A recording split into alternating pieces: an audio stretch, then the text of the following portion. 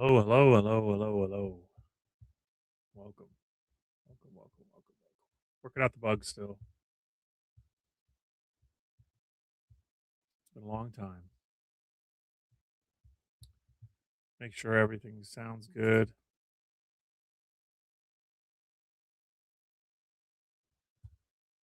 Thanks for joining me.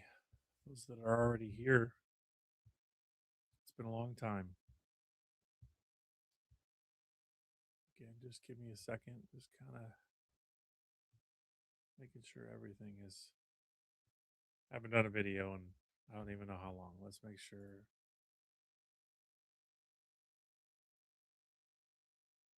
Am I quiet? Am I loud? Seems like I'm quiet, but it's always hard for me to tell. So let me know. Sounds great. Okay, cool. If anyone hears anything weird, let me know. I've got all new hardware, sorry, software settings for the mic. So we'll see. We'll see. We'll see. We'll see. Um, yeah. So as the thumbnail suggests, we're just gonna do a review and depending on time, get into a little preview for uh, the next episode of Anomalous America. I kind of plan on just doing Nebraska immediately, but I thought it'd be uh, good to kind of get my feet wet and let everybody know that I'm kind of doing material again. And since we're halfway through, crazy enough, over 3 years later and 25 episodes of Anomalous America, we're halfway through, which is crazy. Just doing this video and looking at all the content and the posts that went into the first 25 episodes, it's pretty overwhelming. Um, Finishing up material for Nebraska. I've already stated that before, but in case you haven't heard me say it, episode 26, Nebraska, is going to be out in the next few days. And depending on how much material we get through here, we should be able to touch on at least one or two articles from that episode. Give everybody a little taste of what's to come in Nebraska. Um, but yeah, so a lot of new faces here. Um, Green Tea, Tree Man, UFO Hunter, Amos King, JP McNabb, Blue Monkey, Scripps, Brett, Rise and Shine, RM, welcome. Um, but yeah, so again, halfway through, little review time. It'd probably take, I could probably do like a 10-hour review of each episode, to be quite honest, especially starting with Alaska. Um, there's quite a few states that I've had to trim a lot of material for. And I never thought, looking back on it, that Alaska would be a state where I had so much material because I know so little about the state, at least from a kind of um, altered historical point of view. So that one really blew me away, and obviously, kind of why I started with it as number one. Um, but yeah, crazy 3 years ago. Um, a lot of you guys already know, but life is super busy with summer and school and sports and work and a million things. It just became a little too difficult to juggle the amount of time that it took to um, work YouTube into my life, at least in the way that I wanted it to. It just kind of became this, I don't want to say a chore, but it was pretty much impossible to do the correct amount of footwork for each episode. And then I was constantly having to cut corners with information. So I just wasn't making sense in my life. Um, I did an interview recently. Should be out here this week, maybe next week, and then we can talk a little bit more about it. But if anyone's familiar with the Way Forward podcast, um, kind of scheduled that towards the end of summer, along with the timeline that I had worked out for the channel, which was getting back into Anomalous America and over promising and under delivering is probably my biggest um, failure when it comes to this channel. So it'll just kind of be when I can, and but yeah, again, the goal is to get at least two Anomalous Americas out a month. That's going to be the priority, and whatever else will just be extra with the free time that I have available. Um, but yeah, so it's been a long time, and to see almost 50 of you in here, I'm super grateful. Missed all you guys as well. So, Blue Monkey, cool. Thanks for following along. Oh, Bio, Topher, good to see you. So yeah, for the sake of depth and quality and quantity and all those things, let's just get into the material. Um, for those who don't know, for 95%, 90% of all the episodes, I do a little Twitter thread or X, sorry. And I know the majority of my YouTube listeners don't even look on X or follow me on X or whatever, and that's okay. But it's really just more for me to organize my thoughts and kind of have some structure to it, um, especially when I work on this material outside of home, outside of my office. And it's much easier to do this type of thing with my phone. And the fact that I have most of this material archived on separate hard drives, that's kind of just what I've stuck to. So I created a small thread linking about half of the episodes we're going to cover today here. So we're just going to jump into it, and then I'm going to share my screen. We'll get into some threads, and we'll just start breaking down articles, and I'll kind of share how um, the the states and kind of my general point of view over the last 3 years, and yeah, kind of get your guys' point of view or things that stood out to you. But yeah, so here we go.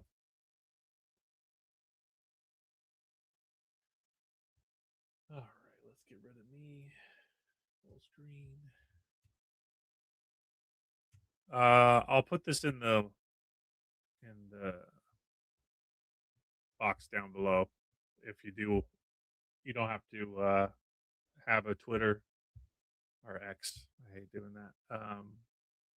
Username to click on this, thankfully, and then each of these you'll see my state by state um, thread here, where I did one of these for each state. I don't know why Alaska posted like that. That's frustrating. Hmm. But yeah, so again, I would use these to predominantly showcase what I was going to be covering. It's changed a little over the years. Um, I try to be a little more visual with things. Here's my last episode, and I just throw in whatever else fun things I can find. You know, bird's eye views of cities, stuff like that. The oldest pictures I could find of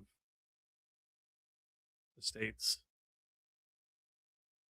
Get into a little bit of the interesting facts with the construction of these buildings, what goes into them, uh, the kind of silliness involved. But yeah, so anyways, I didn't really do that with Alaska. As I said, your material and your presentation is going to evolve. The more time you put into this stuff and how your kind of point of view shifts. But I don't know why Alaska isn't showing up here. There we go. Let's just greet some more people and get into it. Okay.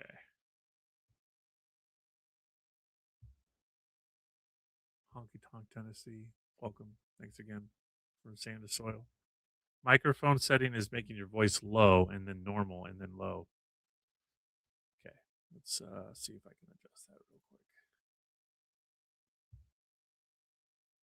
Oh yeah, it's super quiet. Okay, give me 1 second here. It's frustrating because StreamYard and my actual third-party software don't seem to get along. Oh my gosh. Yeah, my input is set to 0. Is that better? Let me know if that's too loud. I'll keep this open. That should be better. Input gain was at 0. So, all right.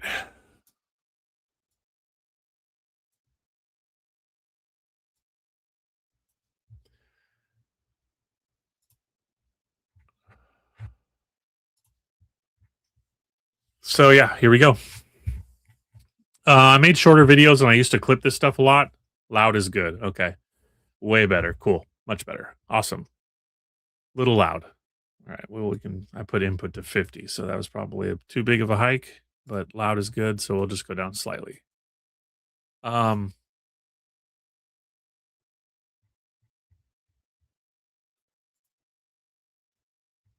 Giant saurian of the Arctic emerges from its subterranean world, bigger than 6 elephants.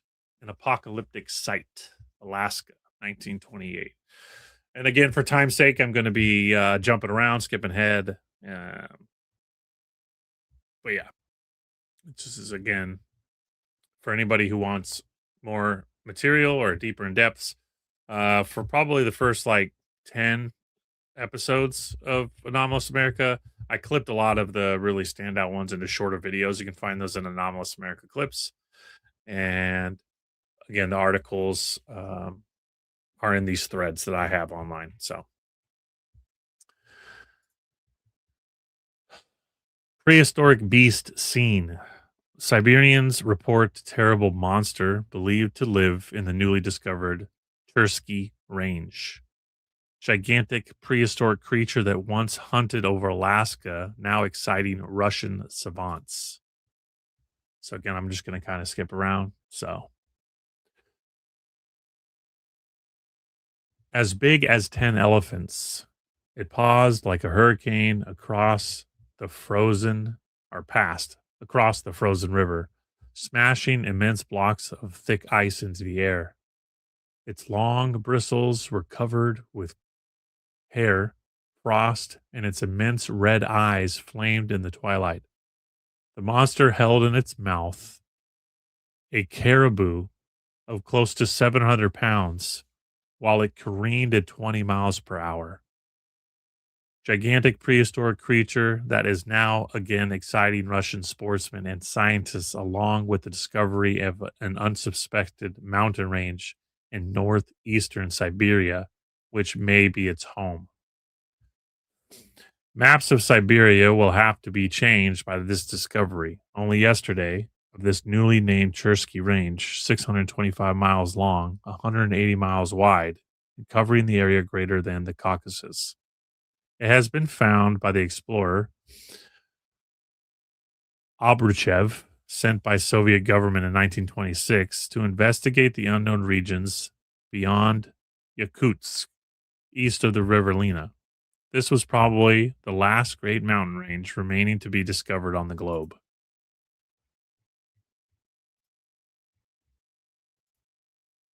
To kill it, even high explosive shells would be necessary, according to Lelouvier, who went out after the Ceratosaurus in the first Russian excitement about 10 years ago.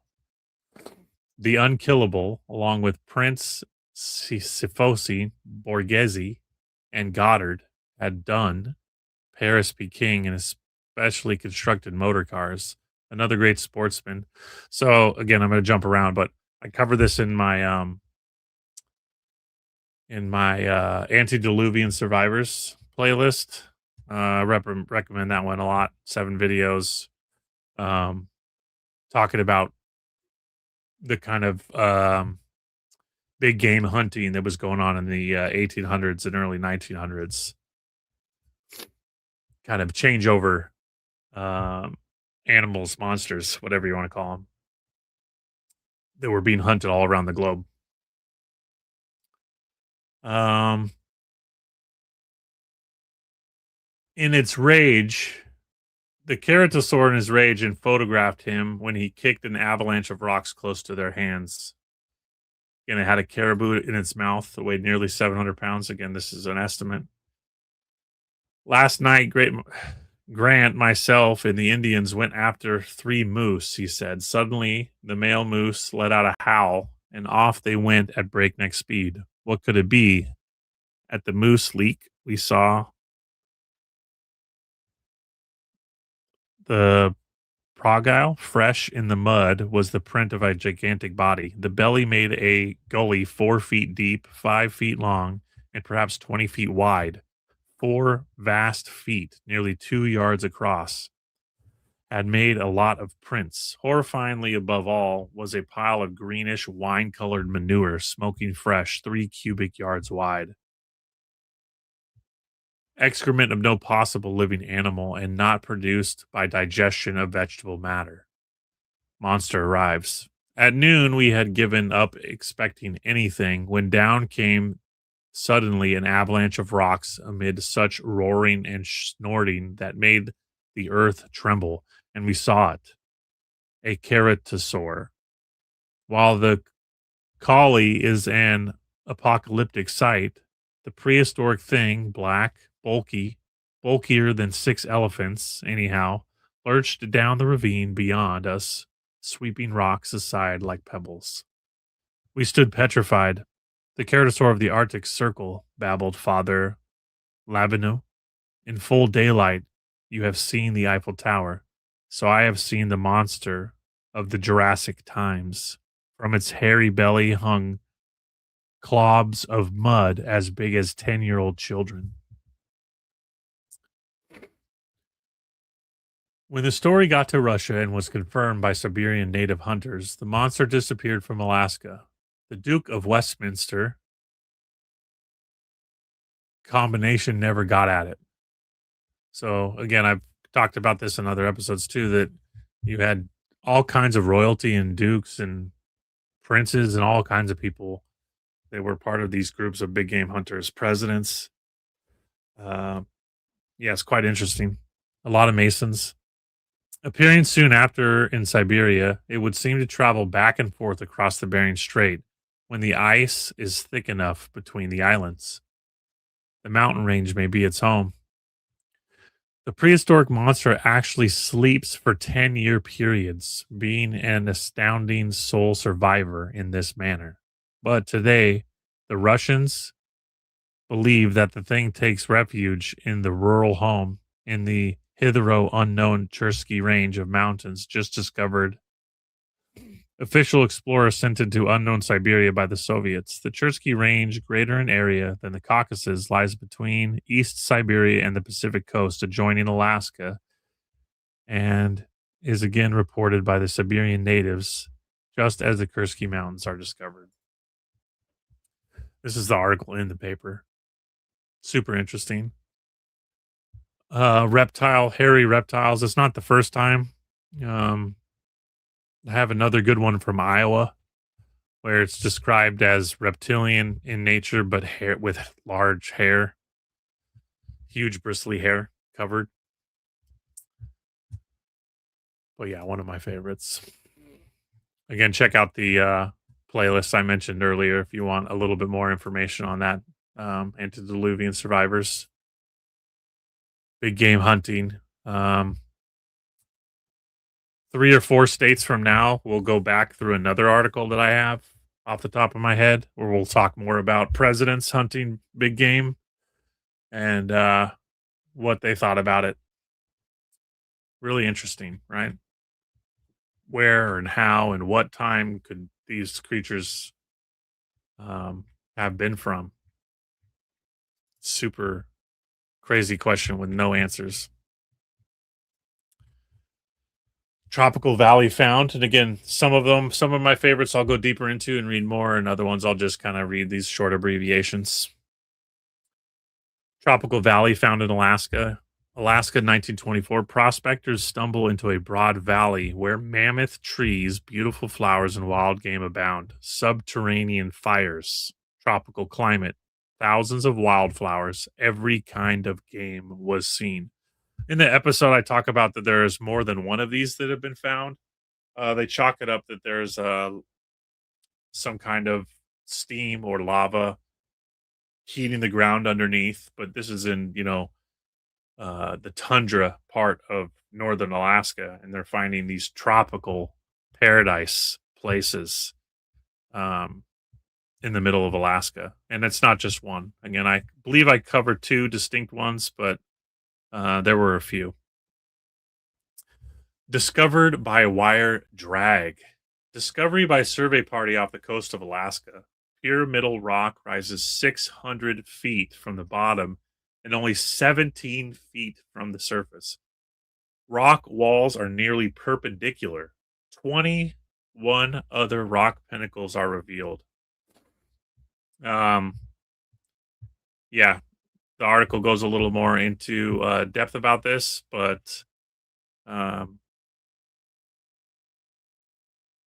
they're pretty, without saying they're, man made, they have no other explanation to say that it seems um, outside of nature's abilities. Super interesting one. Found an ancient sepulcher, Prince William Sound, Alaska. Out looking for minerals, a large cave concealed from view.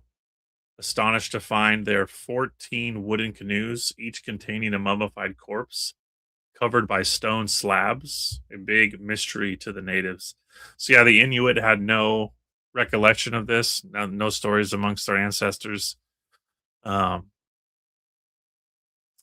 Super interesting, right? You find the boat burials. I've covered quite a few of them throughout the states. There's one in Louisiana I talk about. Another one, I want to say Illinois or Indiana, one of the eyes um, being buried in boats turned into coffins, not just isolated to Alaska, but found in many regions.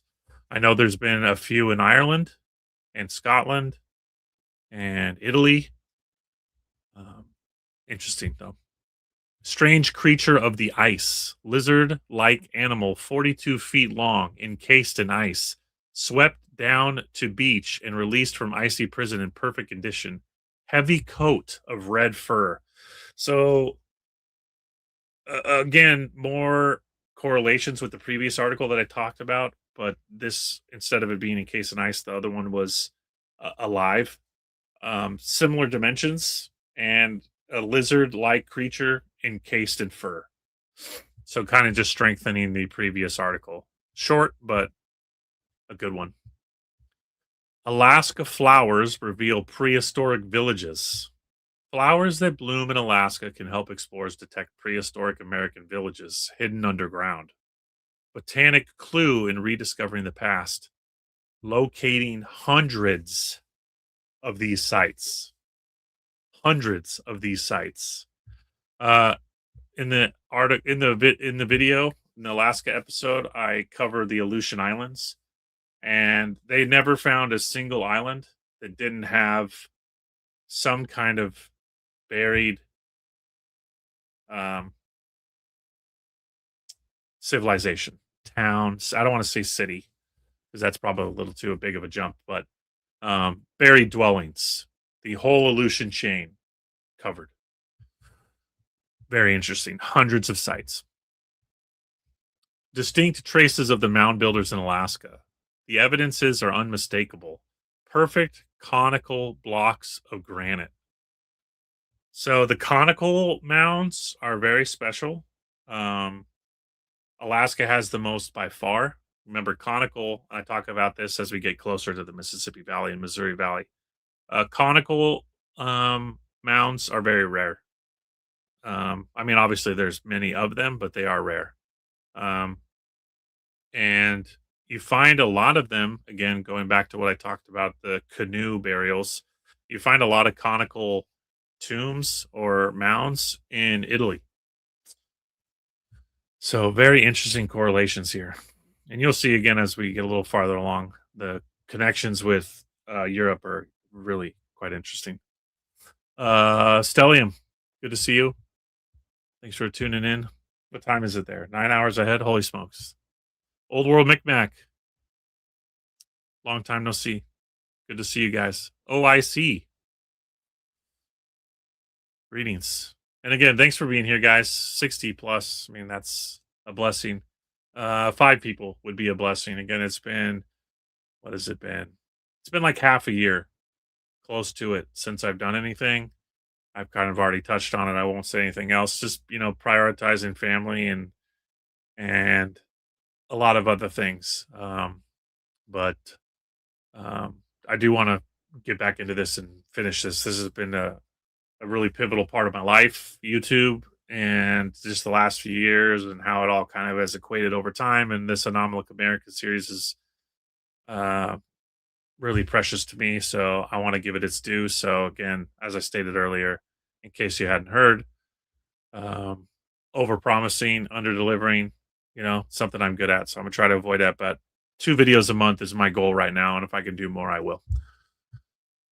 Alaska tropical. This has been another kind of underlying theme. I've tried to touch on this in every state. Again, going back to what I talked about with the vapor canopy early on, the vapor canopy videos went hand in hand with my Alaska material because I thought they were um, they're kind of partners in crime. But I touch a lot on the fact that I think the entire realm, or at least the northern part of it, was tropical, and the northern latitudes and southern latitudes extremes, that are covered in ice, Antarctica and the northern, were tropical, the entire realm, and there was no ice, and far closer to our timeline than we're told. Maybe a few hundred years, which is crazy to say, but the geological record is an interesting one. These articles have really brought to light a lot of kind of um, my guesses about that. Wonderful discovery, a coral reef, a large number of splendid specimens, Silurian age, one of the oldest, most ancient ever found. Icy regions had once a very much warmer climate. So again, this is a thread that I posted on X. You can just look me up on X. It'll be my most recent post, and you can come in here and click on this stuff all at your own leisure and look into it a little bit more. If you do have uh, an account, you can go to my profile and click search and, you know, search whatever you want. So feel free to go back through this if you are interested in doing so. We're going to go a little bit into this one. This one is really special, stands out. I've mentioned this several times in previous videos and in several interviews and podcasts I've done over the years. Prehistoric civilizations in the wilds of Alaska. Evidences of a prehistoric civilization in the wilds of Alaska are gradually being brought to light. Last summer, miners working on Gold Run Creek in the Nome District, Nome, Alaska, found several cofferdams a considerable distance below the surface and resting on bedrock. While on Kurgarat Creek, a bedrock drain 500 feet in length was found. And near the same place, a string of wooden beads was also found. The beads being strung on iron wire. They were in a state of petrifaction and have been sent to the Smithsonian. These discoveries caused considerable comment, and the miners are firm in the belief that many centuries ago, that section of Alaska was the scene of active mining operations. Following these discoveries comes the report of the finding of a prehistoric city in the Copper River County, which promises to be a rival to Alaska's famous Silent City, as revealed by a mirage, as well as affording a promising field of research for scientists. The discoverer of this wonderful city, George F. Churchill, and he tells of his discovery in a letter written by him to Colonel L.F. Shaw of this city, who spent 2 years in the Nome County as a prospecting partner with Churchill. But early last spring, Churchill went into Copper River County, and last fall, Colonel Shaw returned here from Nome. In his letter, Mr. Churchill states that the last fall, while prospecting, accompanied by two Indian packers, he came to a small stream which bore the appearance of never having been explored. So he decided to explore it.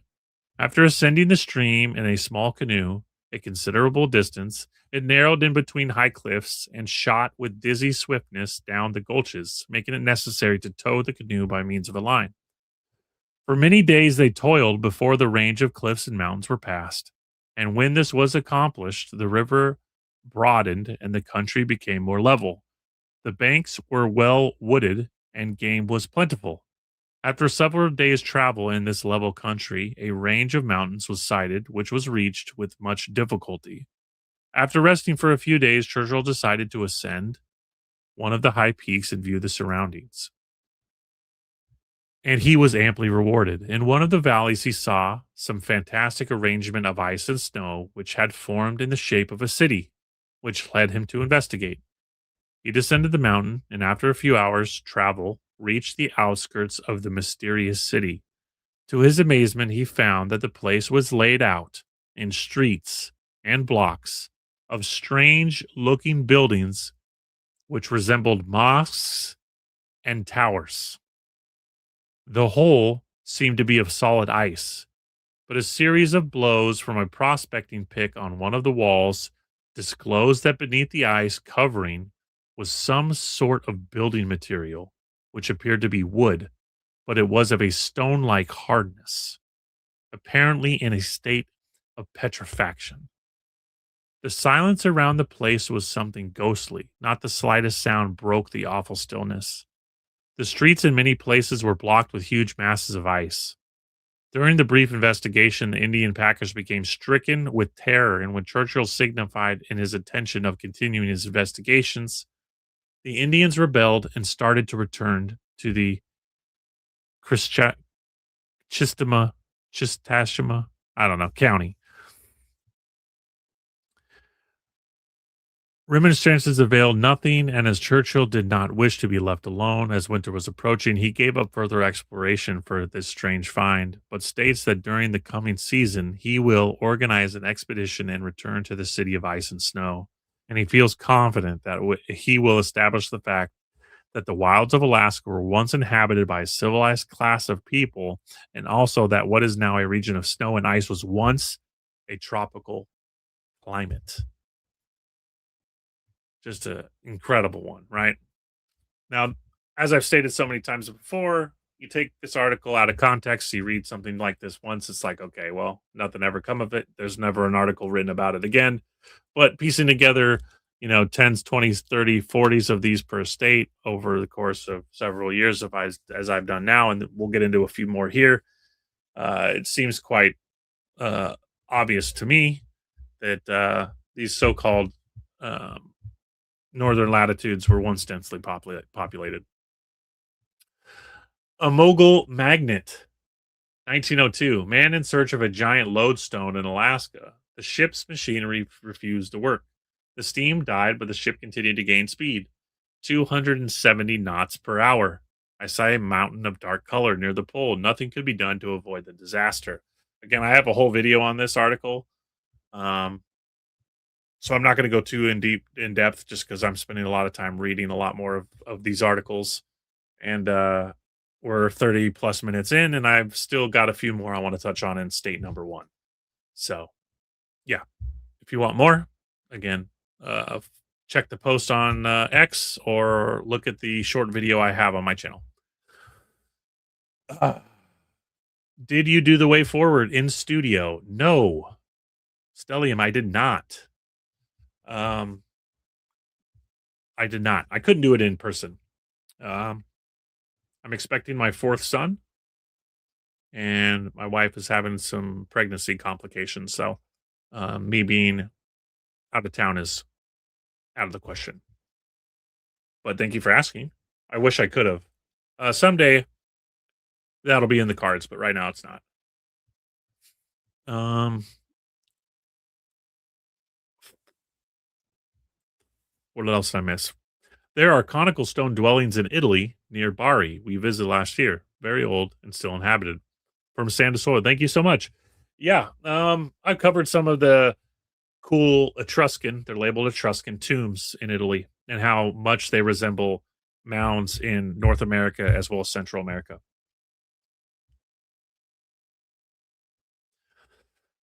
Okay, believes has found a Noah's Ark. Indians in Alaska report the discovery of an immense petrified hulk of a ship.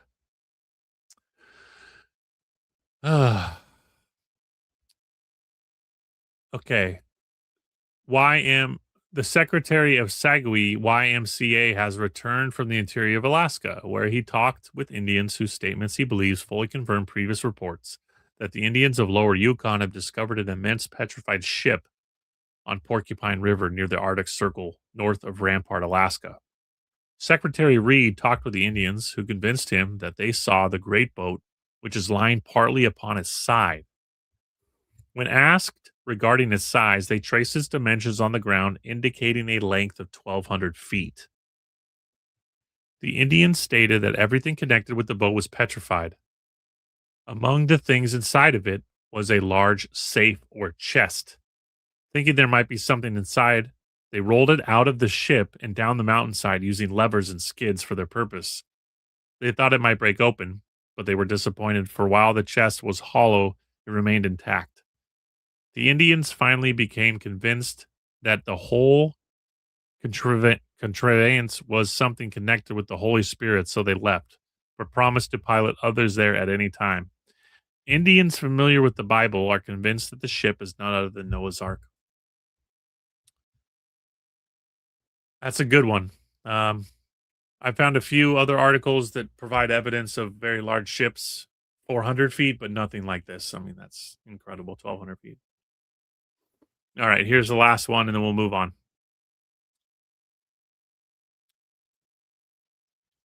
Alaska's ancient city. Earthenwares, Greek design, like New Mexico. Okay, Alaska's ancient city, buried like Pompeii beneath a sea of molten lava. In the midst of wild Alaska territory, previously unmarked by footprints of modern civilization, an American Pompeii has been discovered. Again, I'm going to jump around, so you can pause and read this on your own if you want to. Um, explore unknown Alaska for 4 years ago, and it was thought to have been lost and destroyed by savages in the great northern forests. Blah, blah, blah. My trip up to the time I reached the unexplored region was neither specially interesting nor novel. Da, da, da, da, da. Again, I'm skipping ahead. On the border of the little lake where I stopped, my attention was drawn to a spot halfway up the steep peak, which had evidently suffered some recent disturbance. On arriving at the situation, I saw that a great body of earth had broken away and rolled down the mountain. The first thing to attract me was the discovery of a small piece of broken earthenware, light brown in color, with an artistically worked trimming of Greek design worked in black pigment. Now, remember the quotations earlier, what these people go on to say, okay, in here. It was just such a piece as those I had found in New Mexico some years before. And anyone can imagine my amazement at its discovery in that quarter. I turned quickly to scan the sides of the earth where the avalanche had torn it apart, and in the midst of the crevice, not 300 yards from where I stood, I saw the protrusion of a wall of dull gray masonry, crumbling and broke, but showing beyond all doubt, even at that distance, that the builder was human. This wall was a little over 6 feet deep in the ground. I discovered on arriving at its location, and both of its ends were lost in the ground, about it. On making further investigation, I found evidences of numerous other walls at a distance of 30 or more feet apart, and some of them revealed corners of masonry. It soon became evident to me that I had discovered an American Pompeii through the work of the avalanche. The remains of houses I saw were undoubtedly those of prehistoric city, covered with earth and debris, which had hidden it through some volcanic action, possibly during, but most likely long after its destruction, centuries on centuries ago. The first wall I discovered, the one mostly covered, was 3 feet thick and of stone throughout. and others close by were even 5 feet in width. All of the masonry was of beautiful symmetry, constructed of hewn sandstone blocks of an approximately even size, laid in a strong mortar bed with the joints broken. There are many pieces of broken pottery and other articles of domestic use lying around the ruins, but I sought higher game, and after preparing a wooden handle to a copper spade, which I picked up on the scene, think about that, copper spade, I went to digging most industriously. To my strongly mingled surprise and unexpectedly, almost immediately, my antiquated spade unearthed a few more fragments of pottery, which seemed an ominous sign. The deeper I dug, the more of these were turned up, and among the pieces I found the relics of a prehistoric Alaskan race, which I now possess. As I reached about 6 feet beneath the surface in the hole which the avalanche had made, pots, vases, cups, plates, jugs, pipes, and numerous articles of doubtful use and too heavy to bring away with me were uncovered. With almost every thrust of the spade, I had perhaps dug directly into some long deceased resident's china closet. If so, he was very unlikely a warrior who kept his implements of battle upon the bottom shelf, for the last article my spade revealed were mixed sizes of arrows, spears of odd designs, scrapers, hatchets, and drills. I proceeded to explore someone else's unknown quarters and dug into a square room which had no windows in the walls. Here I found some of the finest specimens of pottery I have ever seen.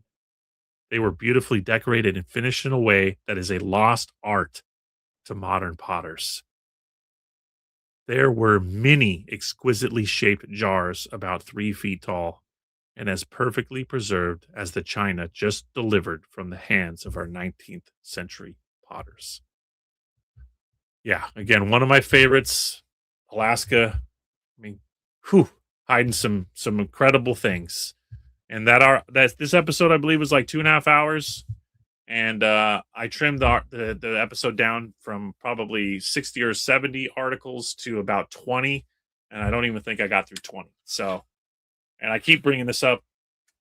It's my most viewed Anomalous America for a reason, and still is my favorite. If you haven't seen it, can't recommend it enough.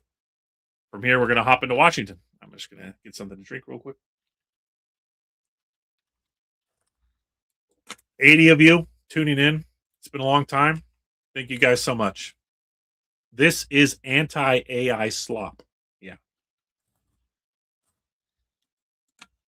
Thanks, brother.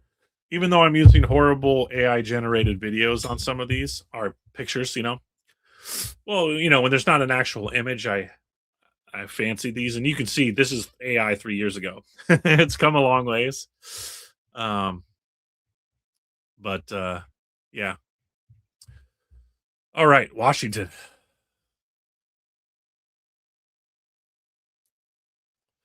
And again, based on time, we probably won't be able to get through every state. We probably won't touch on every state. I had some problems even finding threads because I didn't do threads for every episode. I didn't always have time, blah, blah, blah. But we'll go over the ones that I did have time for. Um, Big copper up around the Upper Peninsula, Michigan. Yep, Michigan episode is one of my favorites. Definitely check it out. I mean, they're all my favorites, but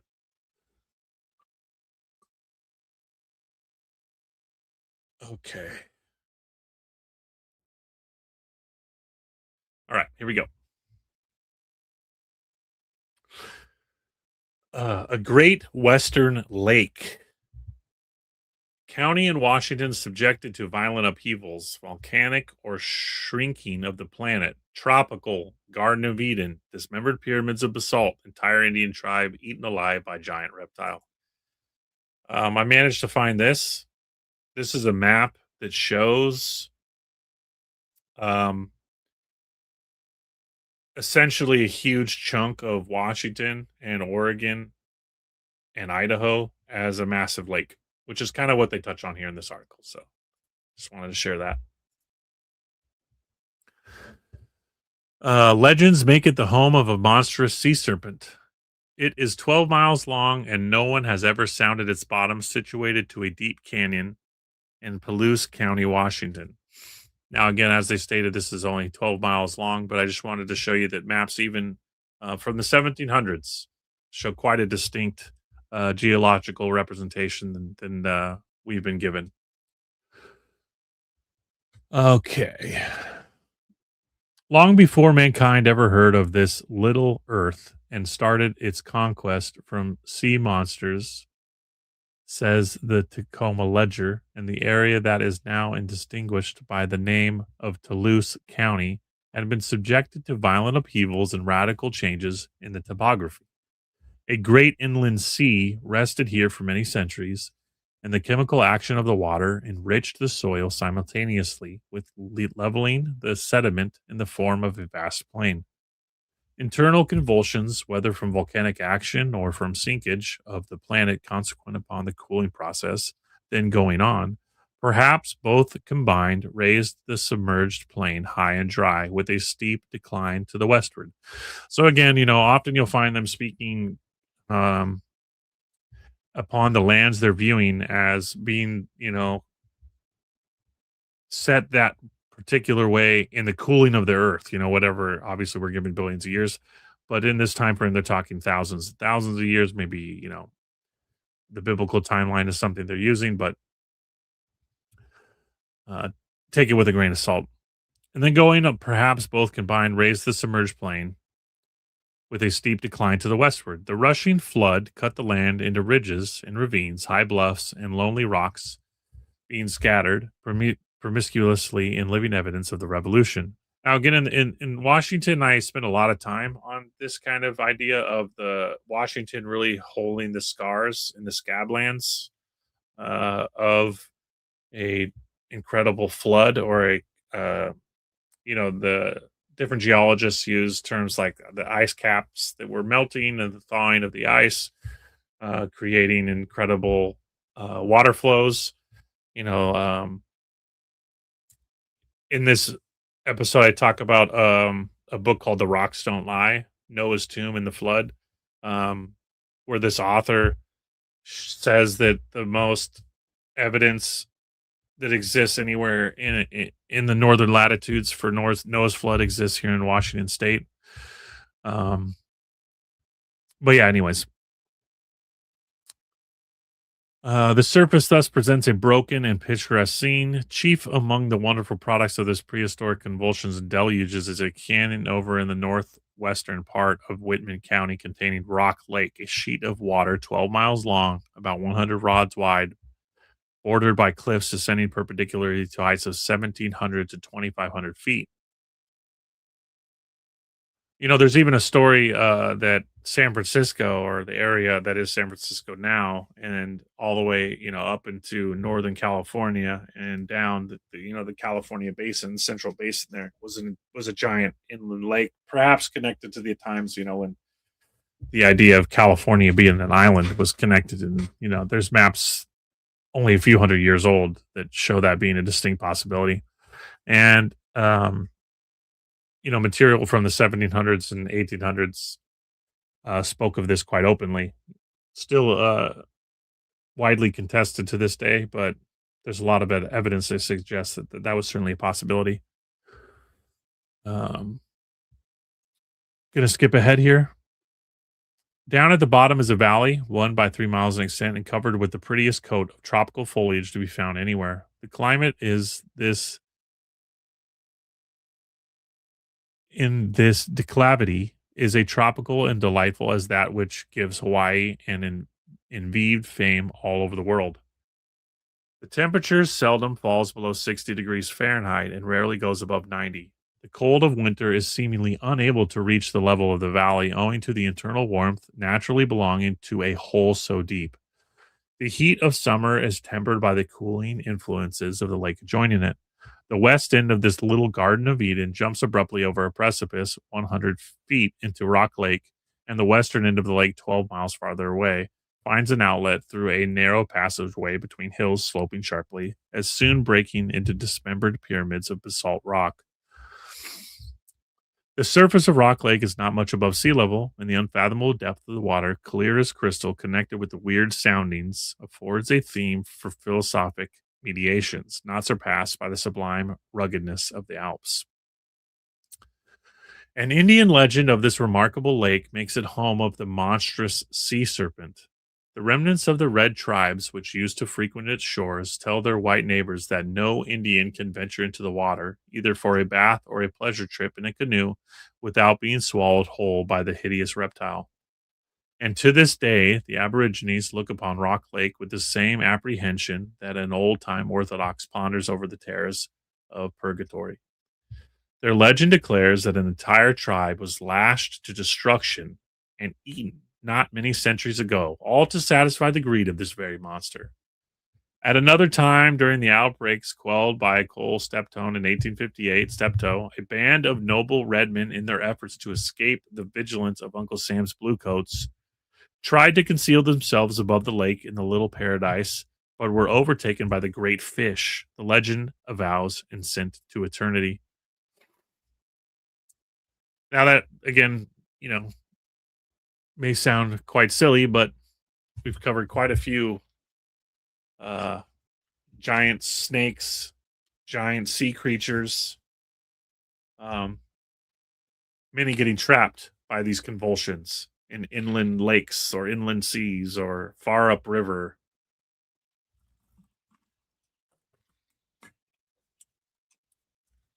Going to skip ahead.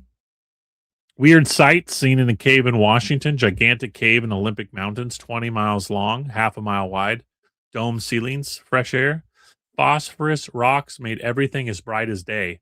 Another room filled with piles of skulls and bones. Vault of the Dead.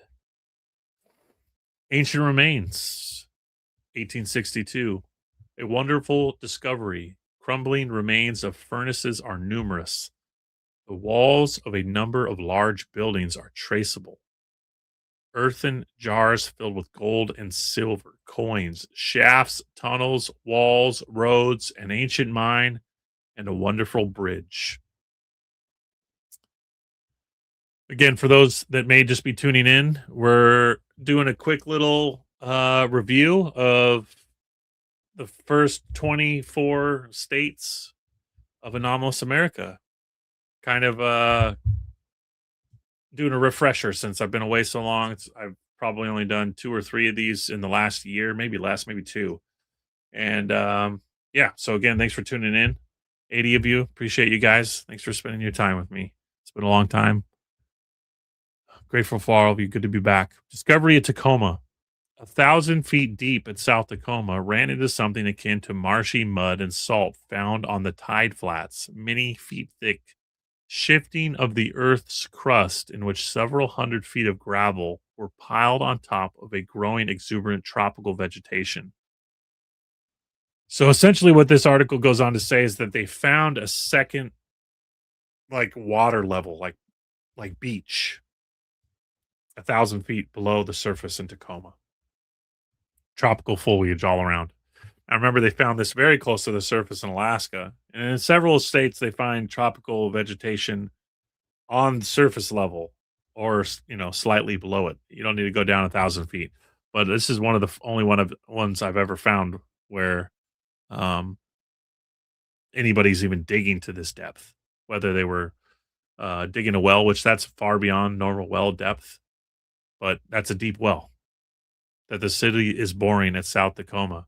I'm not quite sure why you'd go 1,000 feet unless their water table was below that, which is interesting. Norsemen on Puget Sound in 1010 AD. Obsbjorn discovered hundreds of carved stone tablets in various parts of the northwestern United States, consisting of runic letters peculiar to the old Norwegian writings. The year and in some cases the month and day can be determined. I go a little bit more into Norse discoveries all throughout British Columbia and central Canada, along with um, Minnesota and a little bit in Wisconsin. But there's other states where this is found as well. Excuse me. The Grand Coulee Dam, this is part of that same, source, I'd say, where they get a lot of the information about, massive, glacier runoff that created, these areas, but I've been to this place in person, and it is it's unbelievable. Um, and they find all kinds of credible and crazy, things before they dammed this area. They found all kinds of, cave dwellings, um, rock inscriptions, a lot of really incredible, beautiful things that, again, kind of like I've talked about before, that were covered. This gives you an idea of the canyon complex here. Again, I apologize for the low resolution, but these walls here are hundreds of feet tall. The amount of water that ran through here. They said that it was once flowed 5 times the Mississippi in volume and was the largest waterfall in the world. Um, okay. Is this the one that talks about it? I can't remember. In the episode, I get into the things they found before they flooded Grand Coulee. The Coulee Wall contains many caves that one may enter and secure bits of petrified wood and limestone, which often show the mark of leaves and other foliage imprinted there over a period of years, the total of which is almost inconceivable. Many people living right here in the Big Bend country do not fully realize the beauty and many wonders bestowed to this part of the world when she took it in her figurative head to change the course of the Columbia River. Grand Coulee. Buttresses, pillars, columns, walls of rock arise from the level plain, like battlemented walls, clear cut, well defined, ruined marble and granite of some prehistoric structure. Walls perfect, dug to the order, so mathematically perfect are they. In the episode, I kind of go with the correlation that was this Grand Coulee actually constructed? They go on to say that many of these rounded buttresses showed the hands of man with formed stone. And they say a lot of that for the first 5 or 10 feet of the first level of this. Like this was some kind of constructed dam. And wouldn't be too surprising considering, a lot of the things they found when they built the Grand, my goodness, the Grand Canyon Dam there. Hoover Dam, sorry. I was trying to remember what they called it before. They called it Hoover Dam. I'm spacing it. Um, but yeah, dams often flood downstream. A lot of really beautiful, incredible things, that we may never get to fully explore, or at least know what they were finding before that happened. There was a lot of people petitioning the state. I can't remember if it was a territory at this time or not. I believe it was a state by this point. Um, to protect this area because of all the incredible things that were found in the Cooley area. But yeah, the article goes on more to describe the walls of rock and how everything's so perfectly constructed that man had to play some role. Very interesting. 88 of you, my favorite number. Radium. Welcome again. Good to see you guys. Primary Water, King Solomon, Applemouth, Howard. Guys, thanks for tuning in. And Inland Sea, if memory serves, Lake Bonneville. There's many inland seas. Conibus. I mean, anybody that's spent enough time in this kind of niche of YouTube and discovering that perhaps the geographical layout of America is quite different. Only 100, 200, maybe less years ago. Well, yeah, we're going to speed this up. We're an hour in, and we're only on episode 3. It kind of summarizes what I was saying earlier about the depth of material here, but I know that I think when I did the breakdown that less than 5% of my subscribers have seen all of Anomalous America. So less than 5% have watched all the episodes, which again, it's a lot. So that doesn't surprise me at all. But for that sake, and I know time is precious, nobody's going to have time to watch. What is that now? 70 hours of video, I think. Um, but yeah, so that's kind of why we're doing this. And as a kind of, hey, I'm back. Keep an eye out. Maybe tip that little bell thing and you can see the videos when they come out. Um, I have a special cave, a Nebraska cave that I'm gonna do a short, like 15-minute video on. That should be out by the end of the week. So again, stay tuned for that. I've already recorded it, but I'm having like stupid copyright problems with some of my music. So just kind of filter through that, and I have somebody working on some music for me. So my actual recorded stuff is on a bit of a delay, but that should be out by Friday. So this kind of signifies a change in the kind of material that I wanted to share. I wanted to share more photos. Um, this is the most AI looking fake picture ever. Isn't this crazy?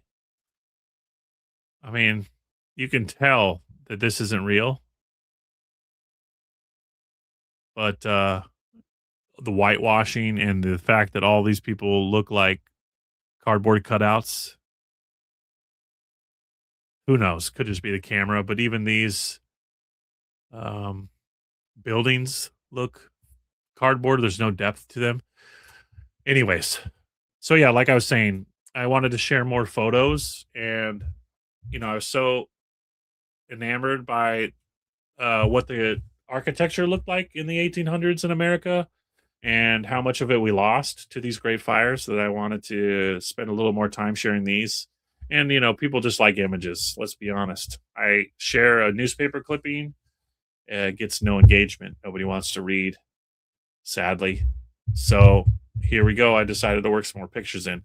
This gives you an idea of what Portland looked like um, in 1890 and the kind of buildings that even a small Western port town had.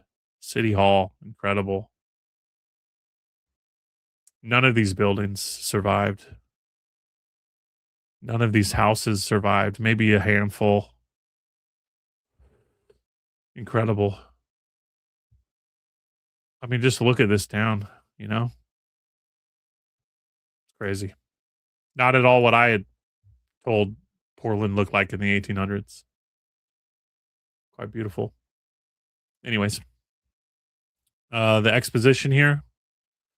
All these buildings are gone. The last building in this exposition was this right here. It was the largest log cabin in the world. It burned down in the 60s. But the immensity of the trees in this thing are absolutely unbelievable. Incredible place. I drive around here. The road that goes around the rim here. This is all gone, by the way. All the water here. It's all been filled in. This is all city. Filled in with city now. But yeah, you know, just the idea of the exposition and how not a single one of these buildings survived, except the log cabin, which someone lit on fire in the 60s. Go figure. I like to spend a little more time on expositions just because I think they're so incredible and they spark so much interest. The Salem Capitol building, just look at these pictures. They make no sense.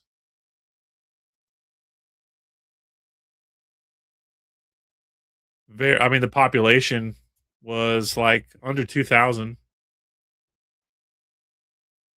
These buildings are just so eerie. And the courthouse has 2 floors below ground. So you walk up to the first floor. That's actually the 4th floor. Very strange. Very strange. It just like, I don't know, it just seems like I don't know how to describe it. Just the feeling is it doesn't sit right. It just feels like it's an abandoned city. What just happened here? Why did we lose all the posts? Okay, there we go. Here's that forestry building I was telling you about, the largest log cabin. You can completely constructed of logs. Hopefully, you get some idea of the size here. Just absolutely crazy. Really cool construction photos, you know. A lot of people will tell you that you don't get any of these with the expositions, but you do get a lot, especially with the Portland one. I have a book here. Give me a second.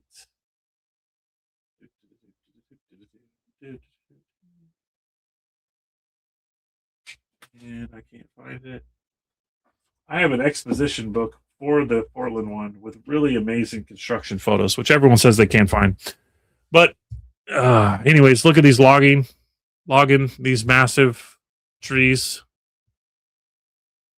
Absolutely crazy. These bridges they were building for the railroads. Insane. This was still in my hometown here for quite a long time. The trolley system. The trolley's still there, but the this system doesn't exist anymore. And they put in an actual overline tram on the top of this hill. They built a giant hospital. Very interesting area. Uh, the largest living organism on Earth is in Oregon, and it's a mushroom, and it covers 3.5 square miles, 35,000 tons, and maybe 9,000 years old. Pretty crazy. There are a lot of ideas that there could be mycelium networks that are hundreds of miles, hundreds of square miles. Um, but yeah, this is again 1988. I just thought it was interesting. Often read clippings. Cool. These balloon drawings, though, also cool. Portland, Shanghai tunnels. Yeah, I've been there. I took a tour of the tunnels. Middle school. You could still go in them. They've been closed to the public for a while, but it was about 3 or 4 stories below ground, all throughout downtown Portland. And the narrative was, it was where all the miscreants and the drug users and the kidnappers were, but really it was buildings with windows, glass pane windows in alleyways that were several stories below ground. I didn't think twice of it my early teens, but looking back on it's quite interesting. I just love this. It shows you just the kind of scale and the buildings they were building in this time frame. Pretty crazy. Ancient village found in Oregon. Remains of an Indian village estimated to be 2,000-year old have been found near the Dalles, Oregon, buried under more than 12 feet of stratified deposits. It is reported by W.D. Strong, research fellow in the Department of Anthropology at the University of California, who spent 2 months in the Columbia River Valley. The expedition was carried on under the auspices of the Department of Anthropology. The village was mentioned by Lewis and Clark, the famous pioneers, in 1804. At one time, the place was a trading point. So why is it buried 12 feet below ground, huh? That's interesting. Traces of prehistoric races found in Oregon. Ice caves, natural cold storage in lava beds, cracks under the lava beds. Beneath the lava sheets and revealed by erosion, the men also found caverns whose walls bear writings and pictures made by prehistoric races that seem to be evidently of Oriental origin. In my Oregon episode, I get a little bit into the Goonies. I talk about the Goonie lore. There were quite a few interesting Reddit posts about uh, kind of lore about underground caverns along the Oregon coast that were hidden by people in the early 20s and 30s, and touching on the fact that they like to kind of dabble with Hollywood. Truth is always stranger than fiction, sort of thing. But this seems to ride quite close to that. None of the Indians residing in the Klamath Reservation have been able to decipher the copies of the writing made by the men. Some of the pictures show great ships equipped with rude sails and with oars similar to the Phoenician galleys. This summer, the region will be visited by professors from Oregon and California colleges, and it is believed that a new page has been opened in the early history of the North American continent. A petrified forest in Oregon. Mr. Bruce says a curious thing is an ancient lava flow, which yet caps the hills in many sections, particularly in Malheur, the extreme southeastern county in Oregon. The hills themselves under the cap are yellow, red, chocolate, dark, and other colors, making a variegated and strained picture. He found a strange feature in Malheur County. It was a petrified forest, said he, in what is now a region absolutely bare of living trees. It extends for 50 miles, I presume, and gives one a weird feeling to look at. Some of the trees are 4 feet through, and they stand up in places, are fallen, and partially fallen in others, and in nearly all instances seem suddenly to have been petrified. Even the roots and the limbs are so preserved, and even the product of the trees, the fruit, is also. There are acorns there perfectly preserved. Most of the trees are oaks and sycamores. I remember riding up to a gulch one day. A great tree lay uprooted across the chasm. It looked like an actual tree down to the minutest part, and so it had been once, but it was now all stone. Again, petrified suddenly that even the fruit is still attached to the limbs. That's not the only one like this I find. I've found several in Colorado and I believe New Mexico where they find very similar things where you can still see the fruit. 101. My favorite numbers every time I look up. Again, those of you that are coming in late that I haven't seen in chat or anything, I apologize. Welcome. We're back at it. We're doing a little review halfway through Anomalous America, looking back on some of my favorite articles. So I pieced together this little presentation here, although we're over an hour in and it doesn't seem so little. So for the sake of covering more ground, let's speed up a little bit. Again, if any of this stands out to you, you can easily look at my X post here that I posted today. You don't have to have an account to look at it, but if you want to search my profile, I don't even know what it is now, 20,000 posts. You can find all kinds of stuff, whatever is tipping your interest. I also did a lot of clips of these early first 15 or so episodes and made little short form videos. Check that out on Anomalous America Clips. And welcome. Thanks again. Find an Oregon farm, savors of prehistoric ages. Pendleton, Oregon, March 3rd. A human skull with horns of the prehistoric ages, but the presence of one on the farm of Thomas Atkins, 8 miles south of here, is evidence that such queer things still exist. Atkins decided to search a heap of stones piled up on the farm near McKay Creek. The heap had been there as long as the oldest settler could remember.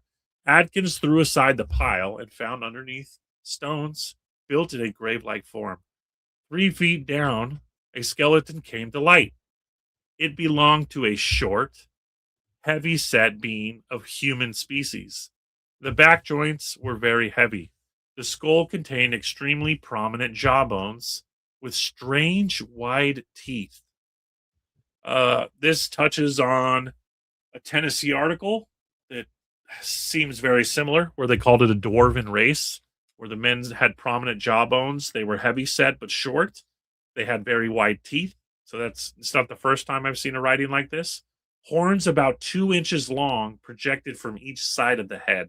And this isn't the first time I've covered articles with horned skeletons.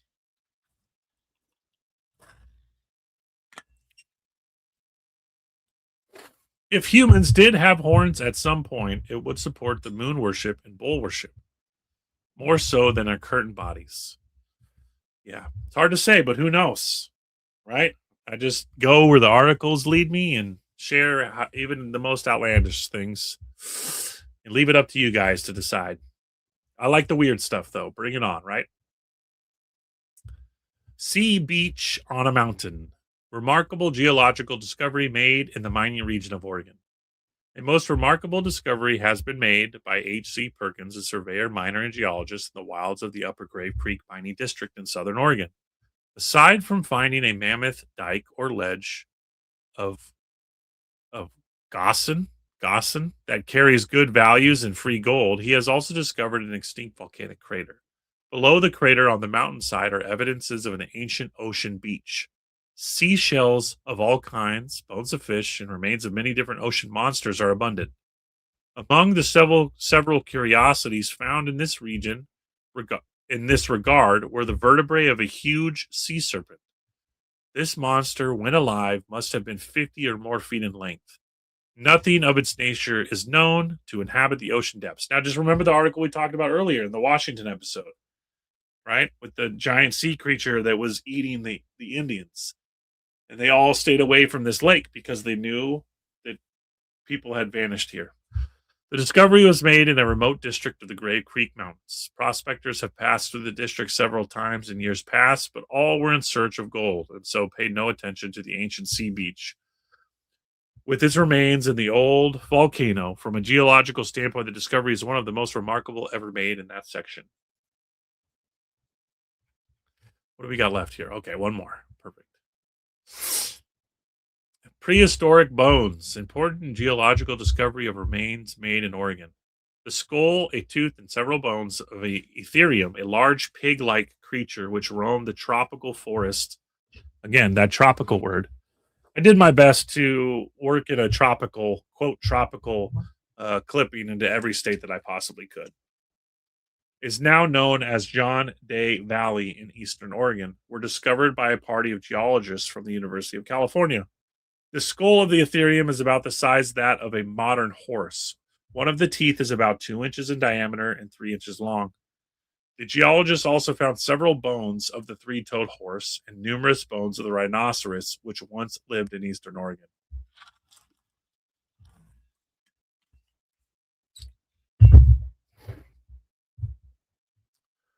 All right, on to California. On to California. Glad to be back. Glad to be back. It's always about the gold, absolutely, especially in the western states in this time frame for sure. Again, going back to what I was saying, just love these old bird's eye view. I mean, you have to understand there are thousands and thousands of these. They had blimps, airships traveling all of the world in this time frame, and they were drawing all of these places. And when you look at California bird's eye, you're going to find like 5, 6, 7 different ones from different periods of time. So this is very common. And they weren't balloons; they were airships. Because in a lot of them, they'll tell you that they were commissioned by X and X uh, airship company to make these drawings. Kind of something I've touched on with the Vanilla Sky stuff I've talked about before. Why all of the first 10, 15 years of photographs all have the backgrounds clipped out of the images. Just the construction I like to touch on. Just the buildings are incredible.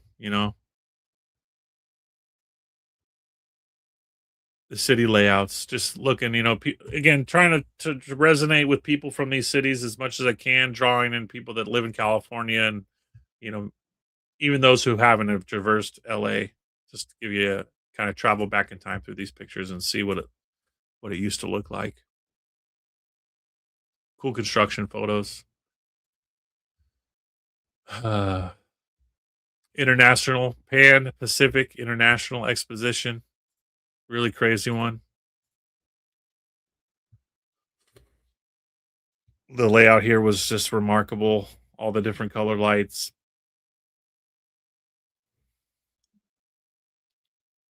just insane. A few of these buildings remain, a lot more than most of the expositions, but there's a lot of images here. California was a lengthy one, but I chose. There's too many here, so we'll pick and choose. La la la. Modern cities of California are on the very sites where ancient races had their dwelling places and burial mounds. This is kind of what I talked about with the whole idea of geomantics, geomancy, um, you know, foundations upon foundations upon foundations. There's kind of an energetic uh, aspect to cities, and their placements, I think, are of substance for sure. There's more to it. Skeletons of an unknown race were found in San Francisco, and Napa remains of nearly 100 persons were discovered. Ancient pyramid in California. Another of those numerous evidences of a civilized antiquity in the New World has just turned up. A great stone pyramid, the top more than 50 feet square, differs from Egyptian, tall and slender, smooth from top to bottom. Yeah, the really steep edges. People always think of pyramid like Giza, but most of them were, I forget the degrees. Maybe someone could post it here in the comments, but um, not the typical, what is it, 45 or whatever Giza is, but quite a bit steeper than that. 60s, high 60s, 70. There's quite a few pyramids found in California. I talk a lot about them. Buried city under Berkeley, California University is said to occupy the site of a town of the Stone Age. This is a good one.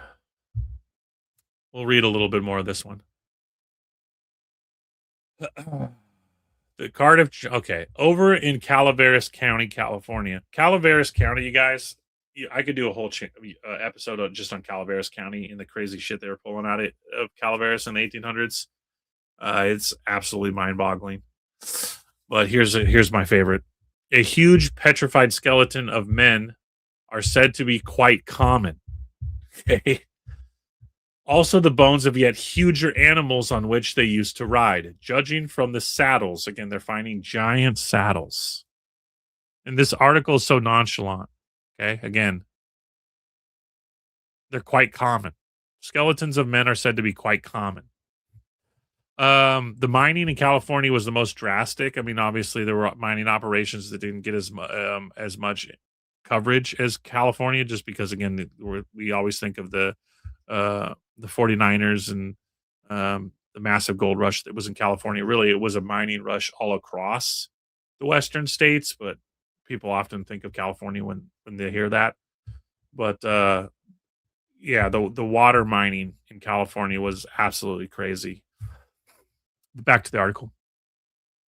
Again, judging from the saddles as large as dump carts found still strapped on their backs, we helped to dig up a thigh bone ourselves over there 15 feet long, which doubtless belonged to some antediluvian chief. Some called it an old log, but it was the shape of a thigh bone anyhow and badly petrified. We have never known many complete stone giants to be exhumed in this vicinity, but out in the Humboldt County, one large body over 100 feet long, known as the Little Giant, has been found, completely petrified into quartz and silver ore. Again, into quartz and silver ore. This kind of material, um, I passed the buck off to my good friend Mike Stellium 7. When you want to talk about petrified titans, 100 feet is small. So again, you hear something like that, like that's insane. I can't recommend Stellium 7 on YouTube's work enough. Petrified Titans, and how many articles I've shared over the years that show all these organic bodies, whether they be sea creatures or trees or whatever, in the right circumstance, petrify into some kind of metal or crystal. This one, again, the body petrified into quartz and silver ore. We'll go into some titan trees that are petrified into uh, copper and all kinds of other things. Yeah, I love that one. Glad to make it. Glad you could make it. Humboldt Mountains contain many finds. Yeah. Follow the spiral up, spiral out. Keep going. Prehistoric city discovered in the desert. The edge of Coachella Valley, California, most important archaeological discovery. Ruins of prehistoric city containing 700 to 1,000 well preserved stone houses, well paved streets, strange earthenware. Smithsonian notified.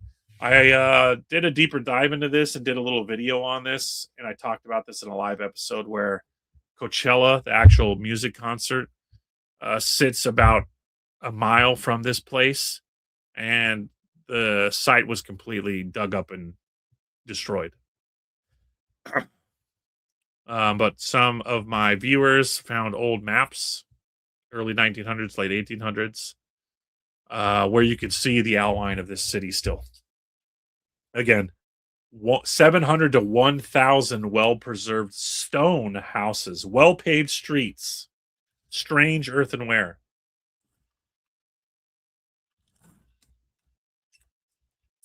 This is every state, folks. We're only 4 episodes in, and I've only touched on maybe 10% of the articles, but every one of them has buried ancient cities with a technology far more advanced than we're expecting in a time frame predating, quote, the Native Americans. Mummy of a Giant, California, 1895. The body was found in a cave by prospectors. Excellent state of preservation, over 9 feet high. Over the head, a leather hood used for burial, a shroud. La Brea tar pits. Again, this is one I talked about before, wanting to do an episode on because I have probably 20 or 30 really incredible articles about La Brea. The shit they were pulling out of here is insane. The skeleton of a prehistoric pygmy, 3 feet high, 200,000 years old, next to the trunk of a tree still erect, covered by 20 feet of asphalt. Next to this, a prehistoric bear. I mean, that's incredible on its own, but there's so many more. The La Brea tar pits are crazy. They have a museum there. I can't recommend it enough if you're in the area.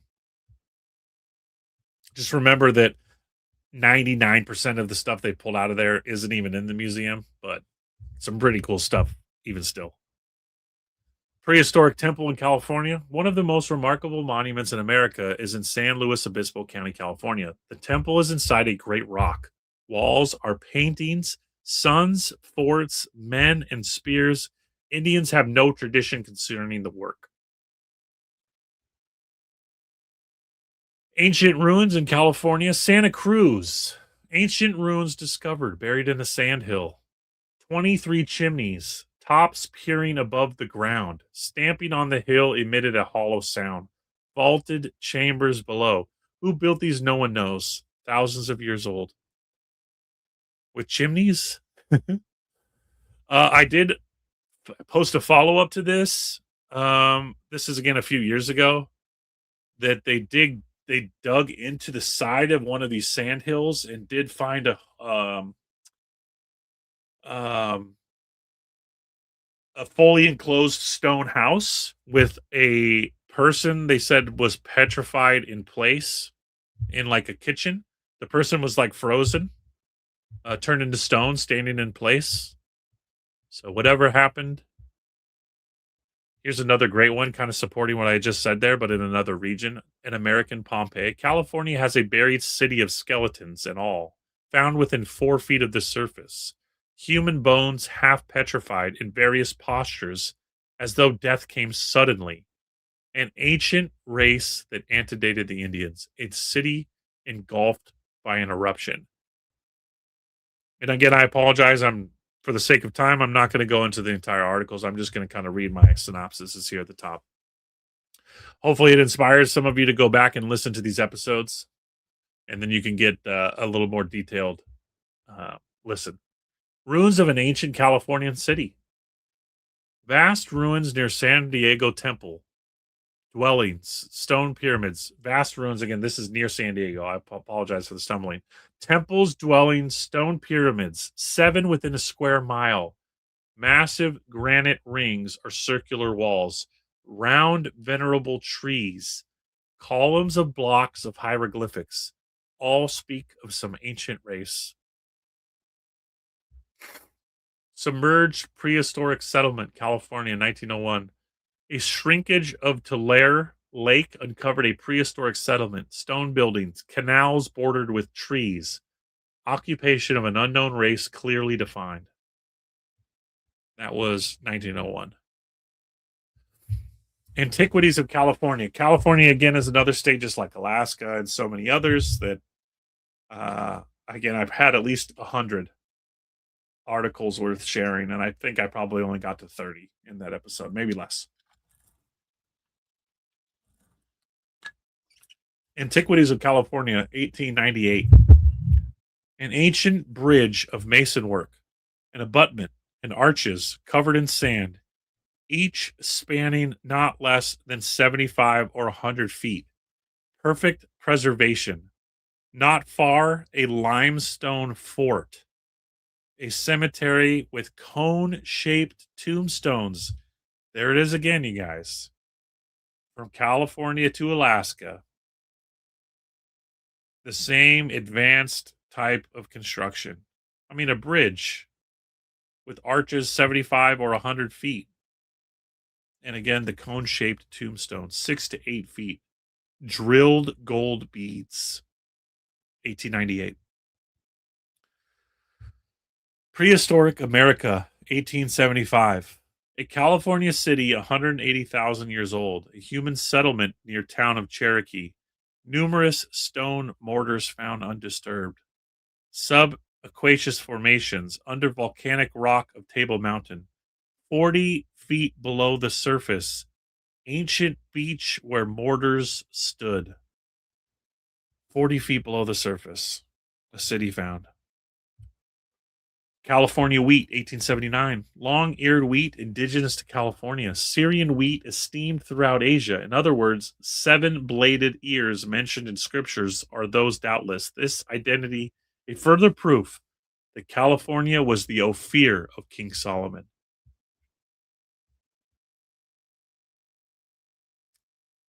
Paved by the ancients. Remarkable prehistoric road discovered in California. Ancient mining camp. Solid wall of well-executed masonry. An old arastra, which I believe is like a mining device of some kind. Let me know in the comments if you know. Near this, the mouth of a tunnel. A keystone surmounted the arch at the entrance. Foundation of 19 stone houses. Okay, whew. One left, and then we're going to move on to the next state. We're going to go maybe another hour. So hopefully that's okay with you guys. Maybe 45 minutes. We'll get as far as we can. If I have to do part 2, that's fine. Prehistoric remains in California.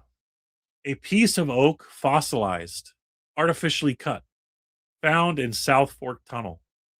1,800 feet from the mouth and 800 vertical feet above it. How many thousands of centuries have passed since it was shaped? Man found here in very remote ages. I mean, that's crazy, right? 1,800 feet from the mouth and 800 vertical feet above it. What lies beneath? I always post that quote. What lies beneath? What lies beneath?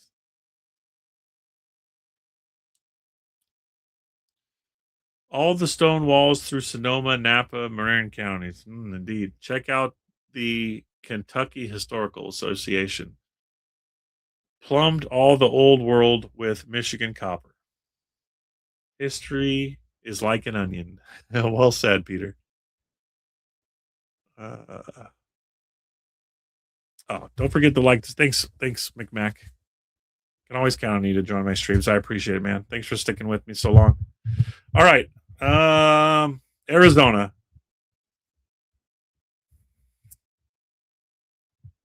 See if I can zoom in a little farther. Beautiful. There we go. A little more. Oh, better. More. Is that too far? Does that cut anything off? On my stream, it doesn't, but we'll see. Let me know if that's not showing. Arizona mound yields ancient Indian relics, 1928. Arizona, another amazing episode. Um, this one strengthened my concept that every major U.S. city is built on top of an ancient prehistoric city, and no state shows this better than Arizona from a kind of contextual newspaper point of view. At least how my medium. Phoenix is built over the site of an ancient city. Structure on Earth, 4-story masonry building. This is below ground. 4-story masonry building. Pottery of exquisite design and color. Several skeletons were also unearthed.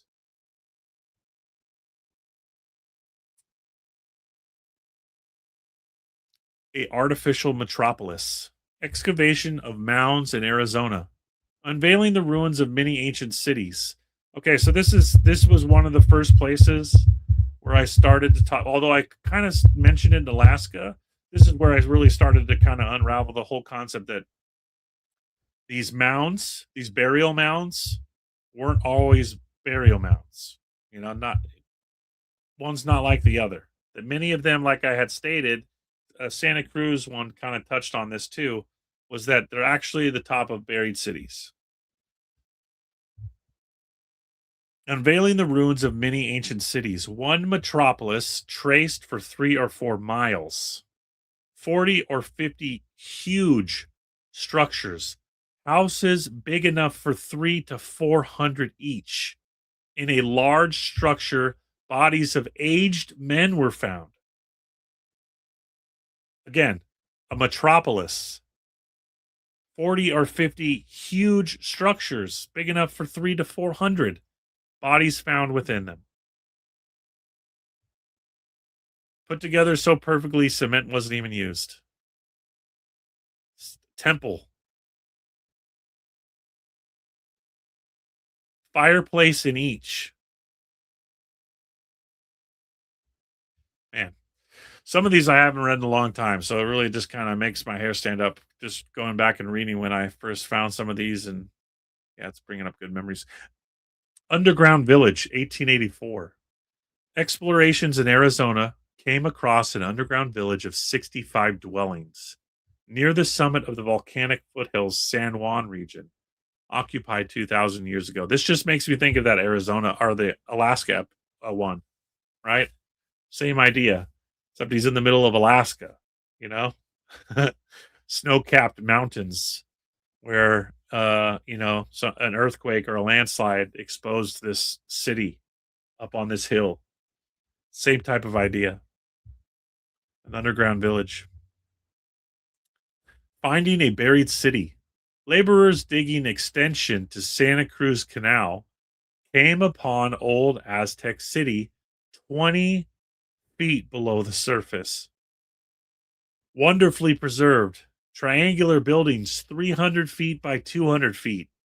18 bodies were found mummified. Prehistoric Arizona, 1884. Excavation 2 miles east of Phoenix. A dwelling stories high of unknown age. A thigh bone 19 inches long. Superior physically.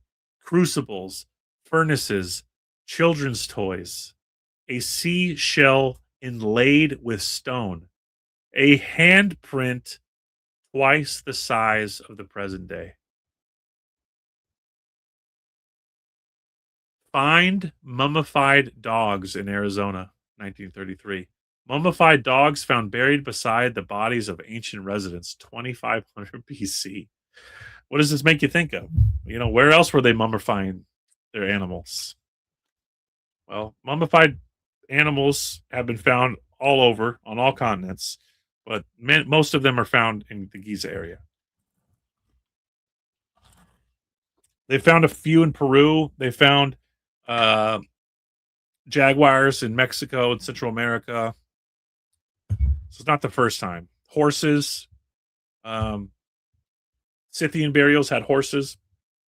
but very interesting. Ant people and the Anunnaki, is there a connection? Anything's possible. Um, the people that live underground, there's a lot of different descriptions. Some native tribes say they were saviors. Some native tribes say they were cannibals. Some they're giants. Some they're pygmies. Some they're like dwarfs, like I mentioned earlier. It really depends on the area. So it's really up to you. Anu equals ant in Hopi. Naaki equals friend. Anunnaki. Ant friend. Okay. That's pretty cool. I mean, if that's true, I don't know. I haven't heard that before. But there's plenty of evidence that lots of races were living underground. And there's probably at least 10 different, quote, Native American tribes where their creation stories are that the tribe existed below ground and they came to the surface after some kind of devastating event. So, and many of these cultures had no interaction with each other. So, completely independent cultures. So, there's something to that. Exactly what? I don't know. There's a lot of conflicting information, but definitely a lot of information there for sure. A Great Cavern Lodge, 1897. Arizona Masons meet in a giant cave. Temple of surpassing beauty. Fluted fresco roof. Wondrous columns and pillars. Mortar could never hewn. Spotless white. Pedestal that rings like a bell. 300 feet below the surface. Over an acre in size. Now, we won't get far enough into this stream to get into some of the uh, further Masonic rituals of the quote Native Americans, but I postulated a lot that I believe the Masonic rites, their oldest versions, existed amongst the quote Native Americans, um, and have a kind of, I don't want to say Celtic because that is a more modern term, but Druidic uh, overtone. And then I believe the masonry we know of as today was taken from a much more ancient culture and one that is very strong in America in the 1800s, 1700s. This is in the Oli Cave. I've covered quite a few cave temples that the Masons either took over or stole from these natives. Many of the tribes of the plains, North Dakota, Minnesota, had some pretty incredible Masonic rites that all were underground. An Arizona cavern, one of the most wonderful caves in the world. Its grandeur, a wonderful work of nature. Spent days within and never found the end. Transparent stalactite columns, level and smooth floor, hallways, windows, skeletons, beads, and pottery.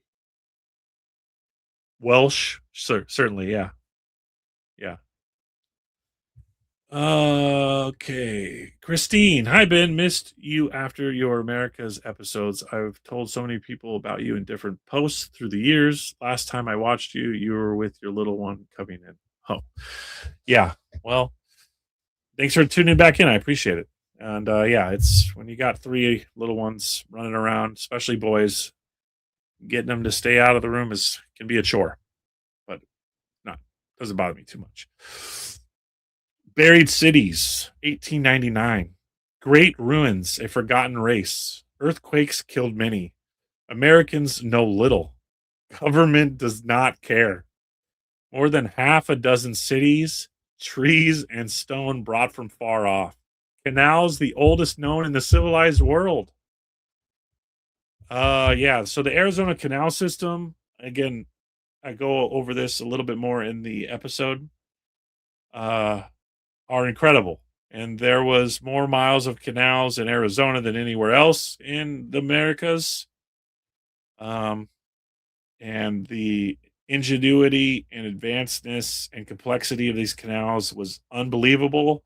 And also in the episode, I believe the number I touch on A few different writers estimate in the millions, if not tens of millions of people were supported by the uh, amount of agriculture and lands that were furnished by these canals in an incredibly large civilization. Most advanced canals in the world. A gruesome find 400 skeletons found in Arizona cave, remains of the cliff dwellers unearthed in the White Mountains. Strange story of the suffocation of an entire village of cliff dwellers 4,000 years ago. 4+ miles of passages and corridors, many inhabitants. And again, I don't know if we'll get there tonight, but in my Colorado episode, um, I cover some of these cliff dwellings that were unbelievably huge. And they estimated 10 million plus people occupied just the cliff dwelling areas of Colorado, not including Arizona, Nevada, New Mexico, even into California. They found some of these cliff dwellings, but just incredibly huge populations we're dealing with in the American Southwest. Just a few hundred years ago, is my estimate, maybe a little more. Antiquity of Arizona. The Southwest, in reality, teemed with an active population versed in sciences, art, government, manufacturing, centuries before Columbus. Again, I think by now a lot of people can kind of think the idea of Columbus sailed the ocean 1492, right? That there's some missing pieces there, obviously. Populous when Noah built his ark, sacked, pillaged, and forgotten during the years the East grew up. Again, that's powerful. I love that, right? This was populous when Noah built his ark. It was sacked, pillaged, and forgotten during the years the East grew up. So much more, so touching on the fact that where is the true old world? Arizona Antiquities, prehistoric city near Yuma, gigantic pillars carved to look like dragon heads and rattlesnakes. Ornamentation resembled Egyptian sculpture. Arizona, the oldest ruins in the world. Tucson, a preserved hut made entirely of seashells. I mean, just think about that. I have another one like this on the Missouri somewhere. I can't remember which state it was in. Another hut made completely of seashells. Okay, how many more here? Yeah, Arizona was just insane with the density. Holy smokes. This is what I mean, guys. If you're enjoying any of this and you haven't seen these episodes, I'd give them I'd, pop them on. Because I'm certainly not going to have enough time to go through all these, and this is only a fraction of what there is. Okay, this kind of touches on what I talked about earlier with the fact that mounds weren't just burial chambers, they were actual buried structures or cities. A large mound, 10 feet, stone implements, utensils of a peculiar material painted on the inside with Egyptian characters, ornaments of shell, tombs 3 tiers deep, paintings of camels, mastodons, several unknown figures. This is a good one too. Okay. Casa Grande ruins. Population of 500,000 Chinese. Pottery in the shape of Chinese rattlesnake. 40-mile long canals. Concrete. Ruins of a citadel. Walls built of 4-foot cubic blocks.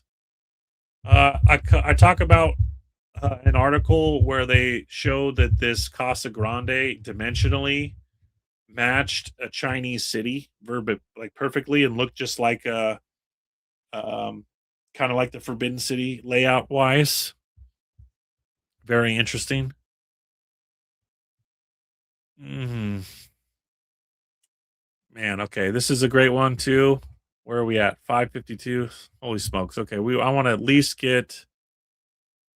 Okay, we're gonna at least get you through Utah. What do we have after that? Colorado. Yeah, we're gonna get through Utah. Okay. Okay. Wonderful ethnological discovery, 1871. Egyptian temples and ceremonies in Arizona. The Indians refused to go further. A vast black gulf opened down into the core of the earth, down 2,000 feet, 40 or 50 miles in width, enclosed in an unbroken, unscalable rim. Is this why such a large tract of the Grand Canyon is off limits?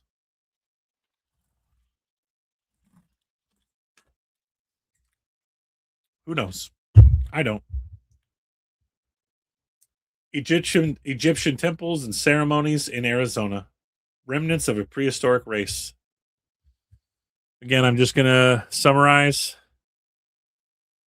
Oh man, this is huge. Yeah. Well, I can't recommend my own material more, so I'll try not to do that. But let's go to the highlighted stuff here. The valley was the scene of a remarkable discovery. Real ethnological interest begins. He found that the valley abounded at intervals with the massive workmanship of human hands, invariably of stone. Stone couches, stone statues, stone tanks for holding water, and huge stone roofs, supported by great pillars of stone. Two causeways were also lined with a succession of stone houses, exceeding as far as the eye could reach, none of which had any windows, while all had the expanded wings of a bird rudely chiseled over the doorway. No human being had as of yet seen by our traveler, but while engaged in the outer examination of one of the houses, a startling cry broke out. The cry was instantly responded to from both sides. Simultaneously, every doorway was animated with darting forms. In less than a minute, says Harvey, both ridges were thick as anthills with people. I hardly knew what to make of the matter at first. I lifted my hat and kept on the road. The further I went, the more fuss they made. They were the most extraordinary people. The men were half naked. The women wore brilliant blue and red tunics, like hung over one's shoulder and buttoned under the left arm and reaching down to the knees. The children hadn't a rag. Still, they didn't look like Indians or savages. Their complexion was a cross between the Indian and the mulatto. The women are wonderfully well formed and good looking. Again, I'm skipping, paraphrasing here. When the party halted at a massive gate, which opened and let the hunter and his escort into a vast courtyard, half a mile square, surrounded by a stone wall. In the center of the court stood an edifice, which excited his utmost amazement, and which his description would indicate was strongly, if not exactly, Egyptian in character. The enormous masses of stone of which it was composed, and the majestic appearance of its construction, were such as I, who had been a sailor and visited many American, English, and Italian seaports, had not previously beheld. The front was adorned with a cornice and a frieze covered with figures and hieroglyphics. A portico formed of 10 or 12 columns in 3 rows stood out from the front, the wings of the temple extending on each side. The shafts of the columns were covered by figures and hieroglyphics raised in bas relief. Prominent among these figures was one, oft repeated, of the head of a female with cow's ears, an unmistakable resemblance to the Egyptian sculptures of the goddess Isis.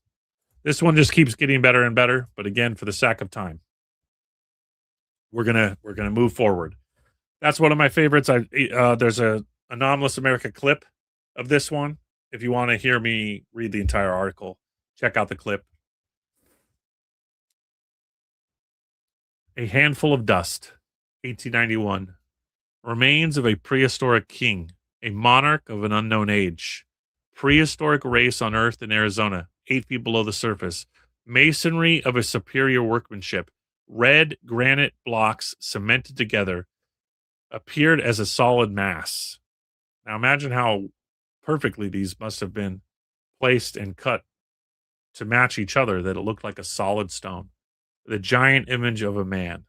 This is a great one. It goes on to explain that they found a man wearing a pontiff's crown with 6 toes, covered in fancy jewelry, hands crossed across the chest, kind of in an uh, Egyptian-esque in some ways, the burial style. Discovery in the Mountains, 1874.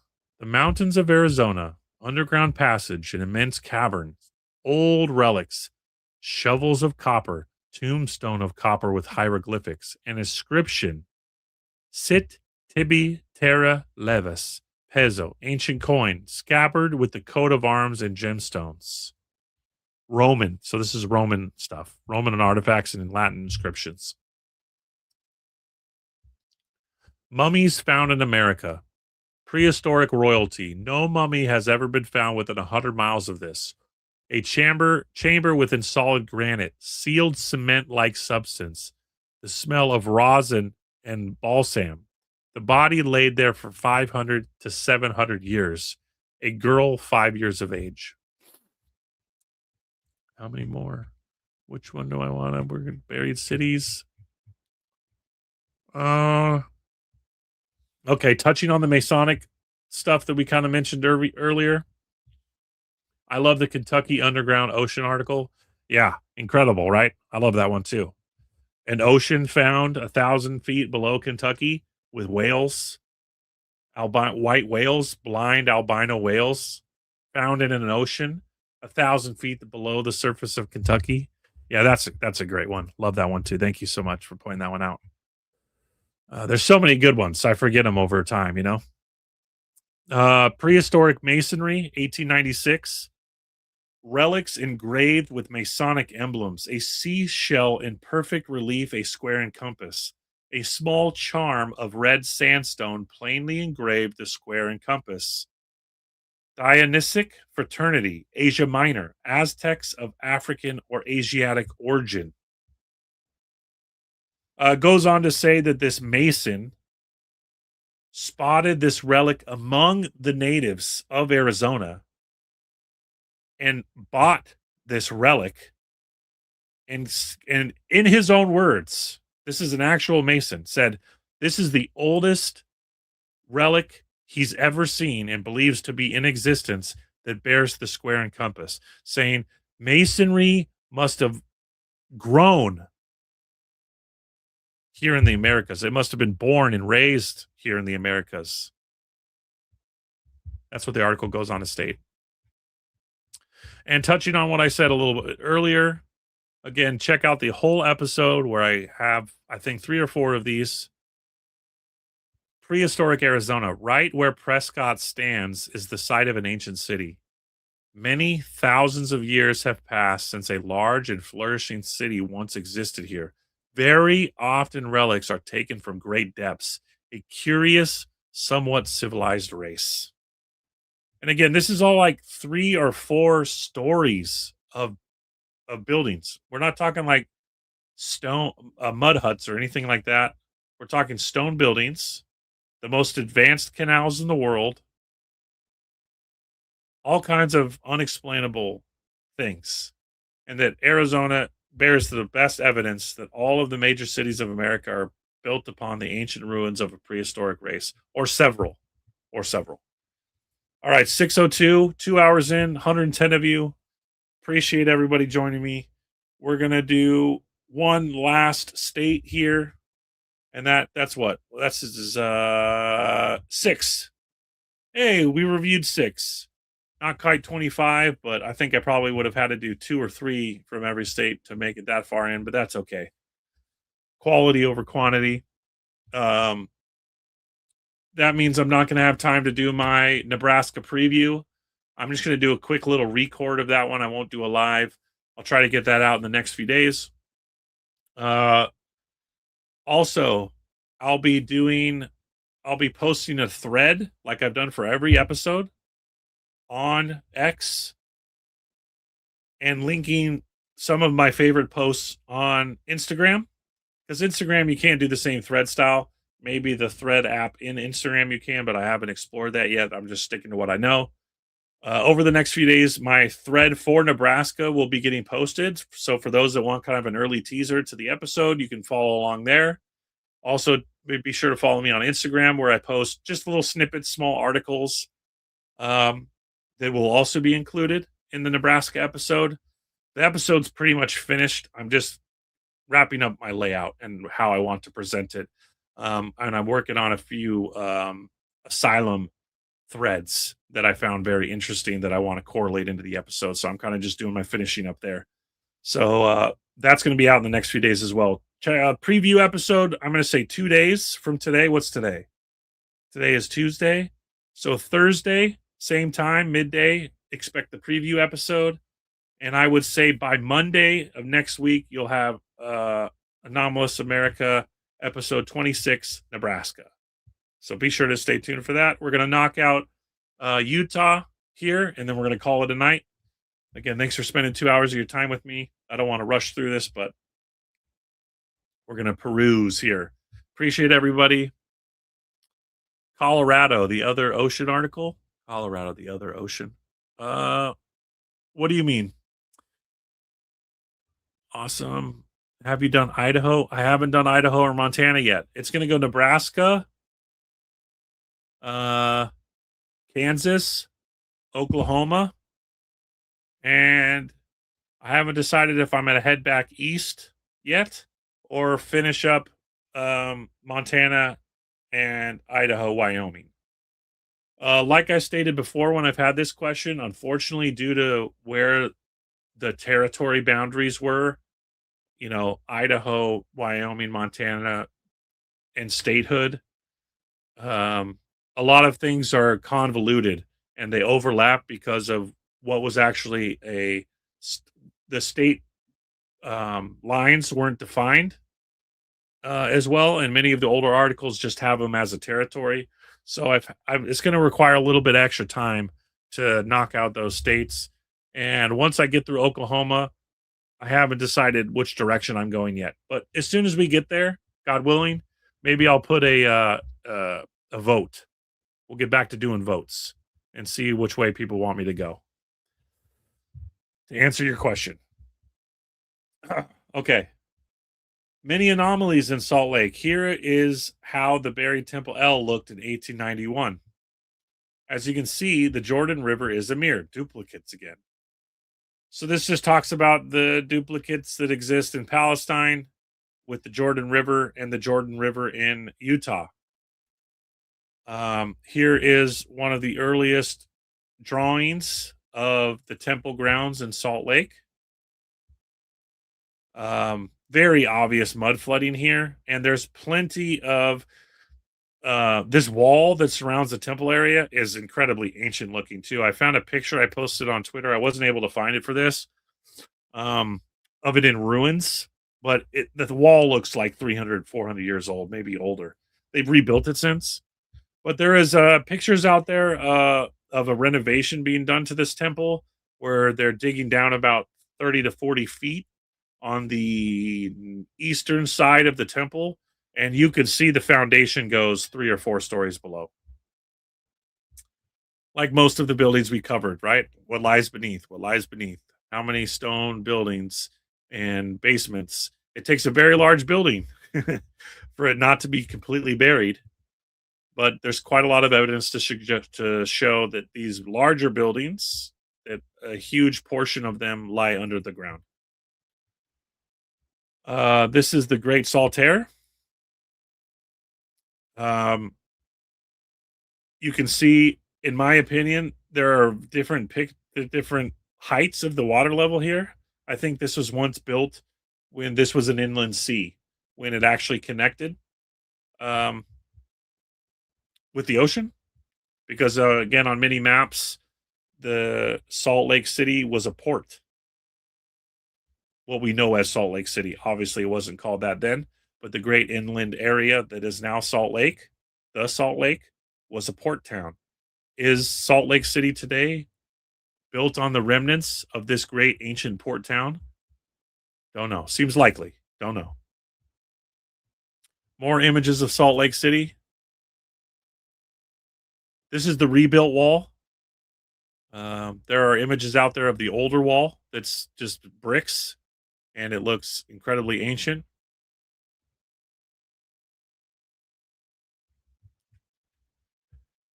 We'll skip ahead through here. More pictures.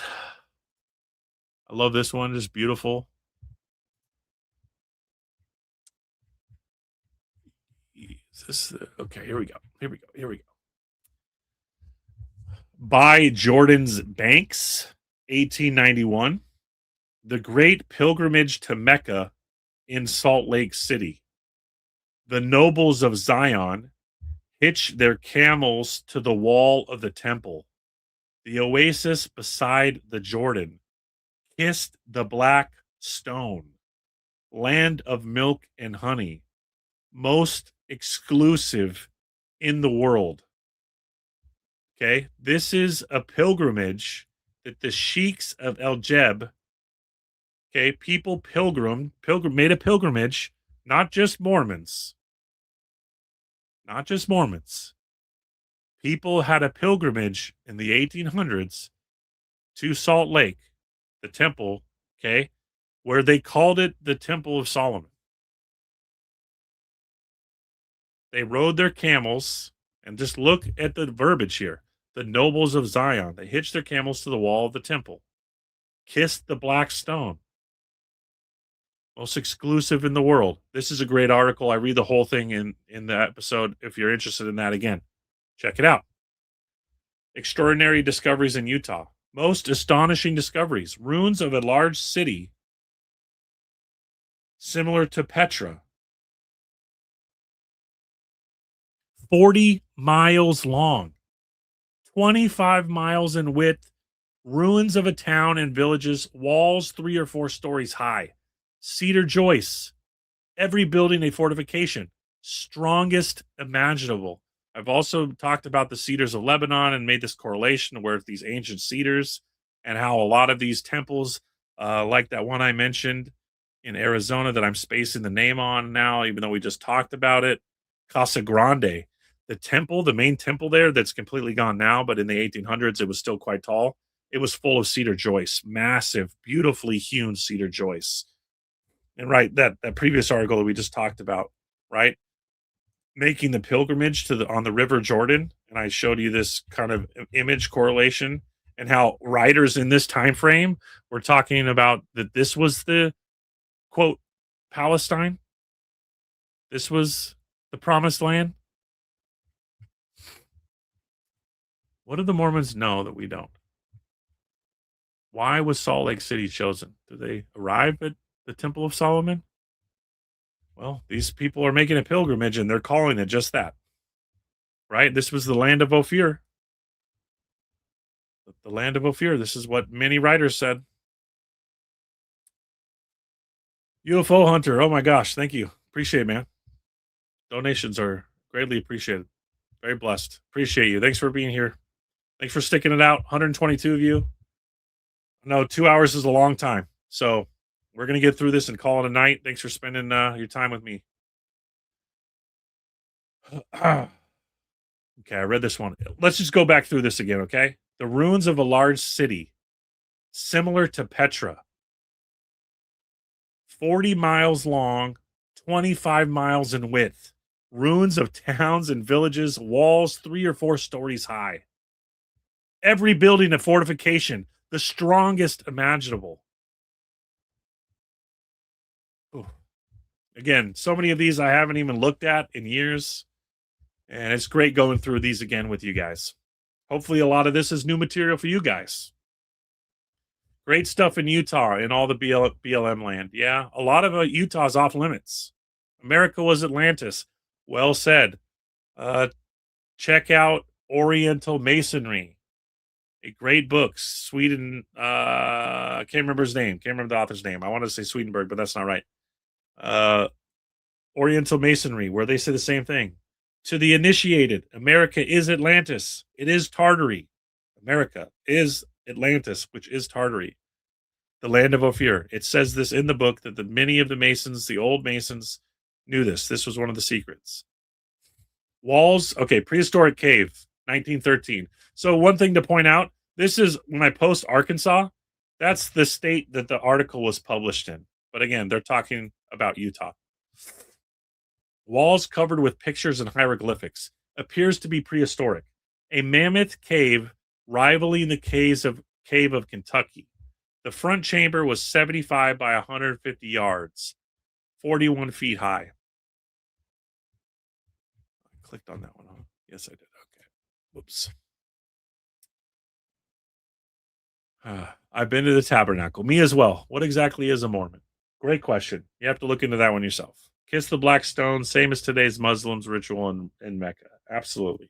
Well, this goes back to a lot of the things I've talked about that many of the ancient cults or religions worshipped stones. They had sacred stones. They called them the Omphalos, the Ben. Um, yeah, many different names. So the stone worship of these magnetic living stones, they called them living stones. They were the embodiments of gods. The name Utah, it was an Indian word derived from the speech of an Aboriginal tribe, but the word Utah is of Egyptian origin. It belongs to the hieroglyphic characters of ancient speech. It signifies the eye, sacred in the name of Osiris, the sun, the source of light. Mummies found in Utah. Discovered beneath the ruins of the cliff dwellers, 7 mummies. They are not the bodies of the cliff dwellers, but of some race that lived before them. Their hair is reddish instead of black. The extinct race. Now, remember what I said earlier. Workmen leveling a large mound on Temple Street. Think about this. This is Temple Street, right in downtown Salt Lake. Exhumed many relics, pottery, arrowheads, sulfur, a row of fireplaces discovered. A long period of time elapsed since buried. The bones of larger stature than the Utah Indians, a large skull. All right. Yeah, I mean, I was crazy to think that I could have covered as many states as I wanted to, huh? Whew. I guess it's a good problem to have too much material.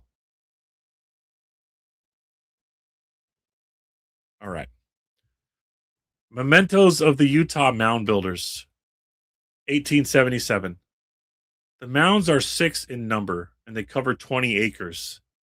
Excavating a large skeleton, 6 feet 6 inches. In its hand, a huge steel weapon, large drilled stone pipe. 1400 years ago, the Nephites and the Lamanites, a cement case full of different seeds. Ancient city in Utah. An ancient city has been discovered in the southern part of the territory. Immense quantities of broken and burnt earthenware, adobe, bricks, crucibles. The ruins are 2 miles long and 1 mile wide. Remains of a temple covered an acre. Just what happened? What happened? Skip the petrified giant fish they found. The bones of the bones a farmer uncovered while digging extinct elephant covered with hair 15 feet long with undercoat of wool, 12 feet at the shoulder. Lizard will fill 15 cars. Beast of prehistoric Utah is quarried from solid rock. The 5th boxcar loaded with part of a skeleton of a lizard started for Carnegie Museum in Pittsburgh. Will fill 10 more cars, 84 feet long, quarried from in blocks cut of solid rock. They're not saying multiple creatures, they're saying one animal will fill 10 fifth okay 15 box cars. This lizard turned to solid stone, 84 feet long. quarried from solid blocks. Ancient dwellers of Utah used water for irrigation purposes. Unearthing in severe forest, a stone pipeline carried water for domestic purposes. So under the ground in a forest, they found pipes, domestic pipes. And we're going to finish with this one, even though there's a lot more to go here. We're going to finish with this one. Over 2 hours in, we'll do a part two. Multitudes of crystals. We're going to read this whole thing and call it a night. Perfectly transparent, they cover a wonderful mound discovered in Utah. Those who are at all interested in the study of rocks and stones have probably observed some of the peculiar secretions or nodules which frequently occur in certain kinds of stratified rock. These structures are usually round, some of them indeed are almost perfect spheres. Again, check out Stellium 7, Unmasking a Titan. We've touched a lot on this, that many of these mining terms and these veins and these mining sites are biological creatures or trees, something along those lines, that through intense petrifaction have had their biology converted almost instantaneous into these types of things we're covering, and that many of these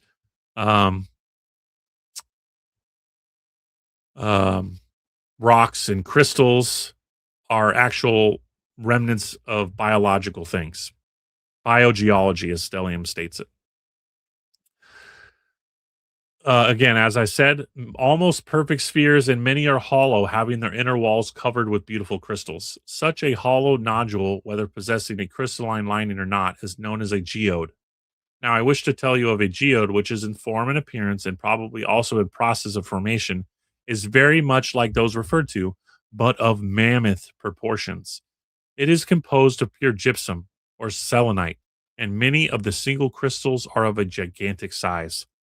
This wonderful formation was discovered within a few miles of the majestic Henry Mountains in southern Utah. It is situated in a small tributary of the Fremont Canyon, and this in turn leads to the Grand Canyon of Colorado. Again, in that same region, the crystals occur in a cave, which is enclosed in a shell of gypsum, and this mound like structure stands on the side of a sandstone hill. This is the geode which we have come to see. What a contrast with the land specimens we have been accustomed to examine. From without, the mound appears to be roughly egg shaped. It is almost 25 feet long, 10 feet wide, and averages 20 feet from the ground on the lower side to the top. It is composed the lower side of the top. It is composed entirely of selenite, even the outside exhibiting a multitude of crystal faces, which sparkle in the sunlight with a brilliancy that commands admiration from a distance of miles. On the east side, an opening occurs large enough to admit a man without discomfort.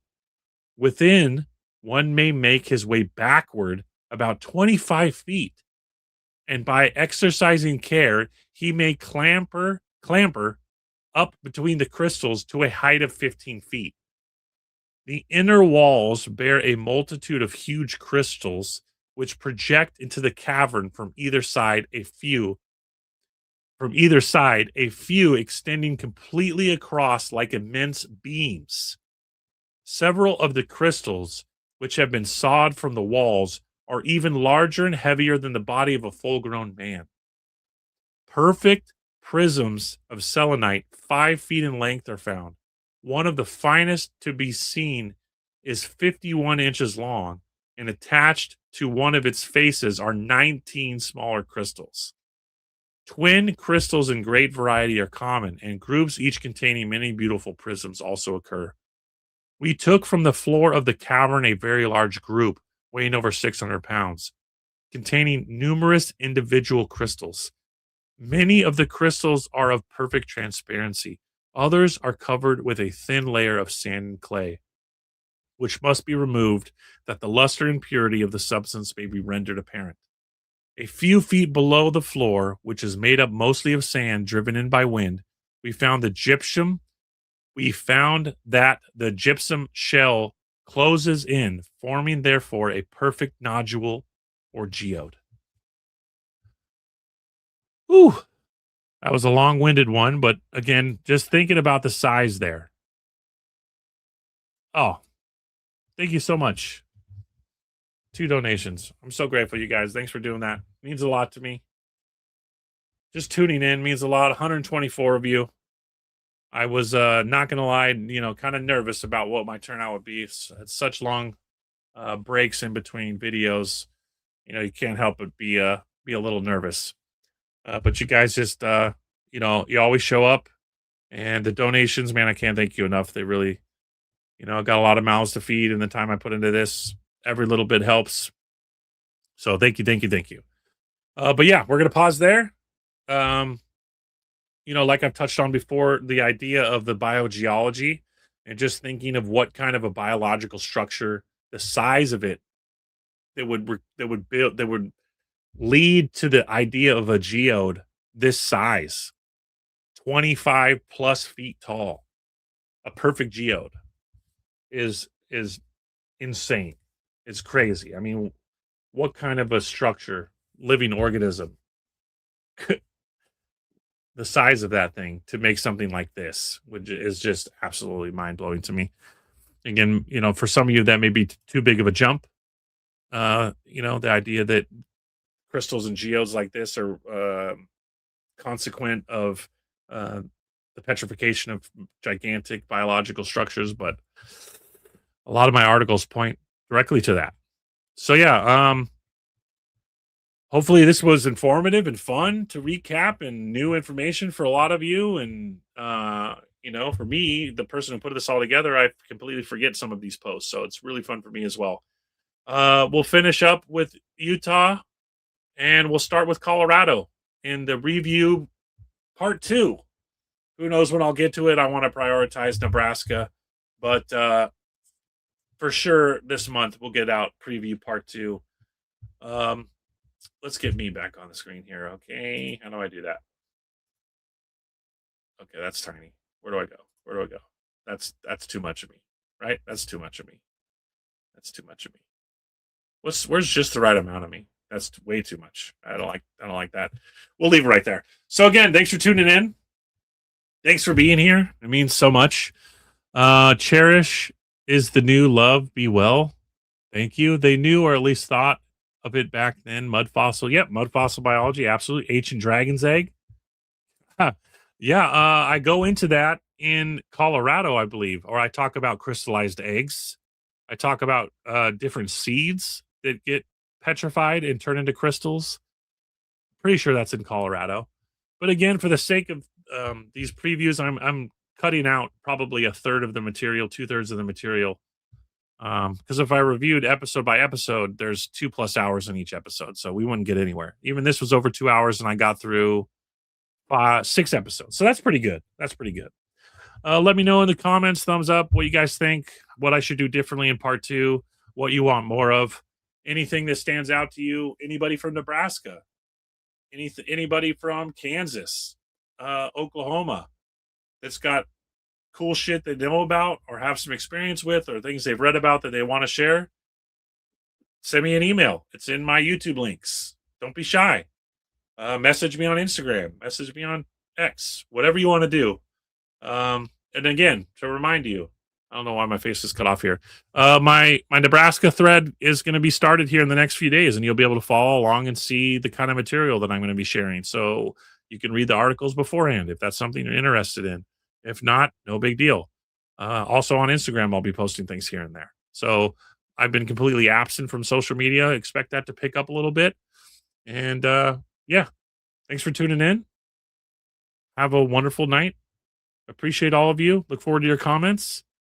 118 watching, only 28 likes. Like the video. Yeah, you don't have to like the video. That's okay.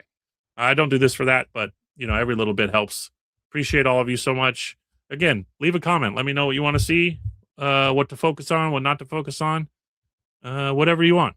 Any comments appreciated. Have a wonderful night. Again, Nebraska episode 26 will be here by Monday of next week. And I have a preview video for that. Super interesting one coming out in 2 days. So stay tuned for that. Have a wonderful night. Thank you so much. Bye, guys.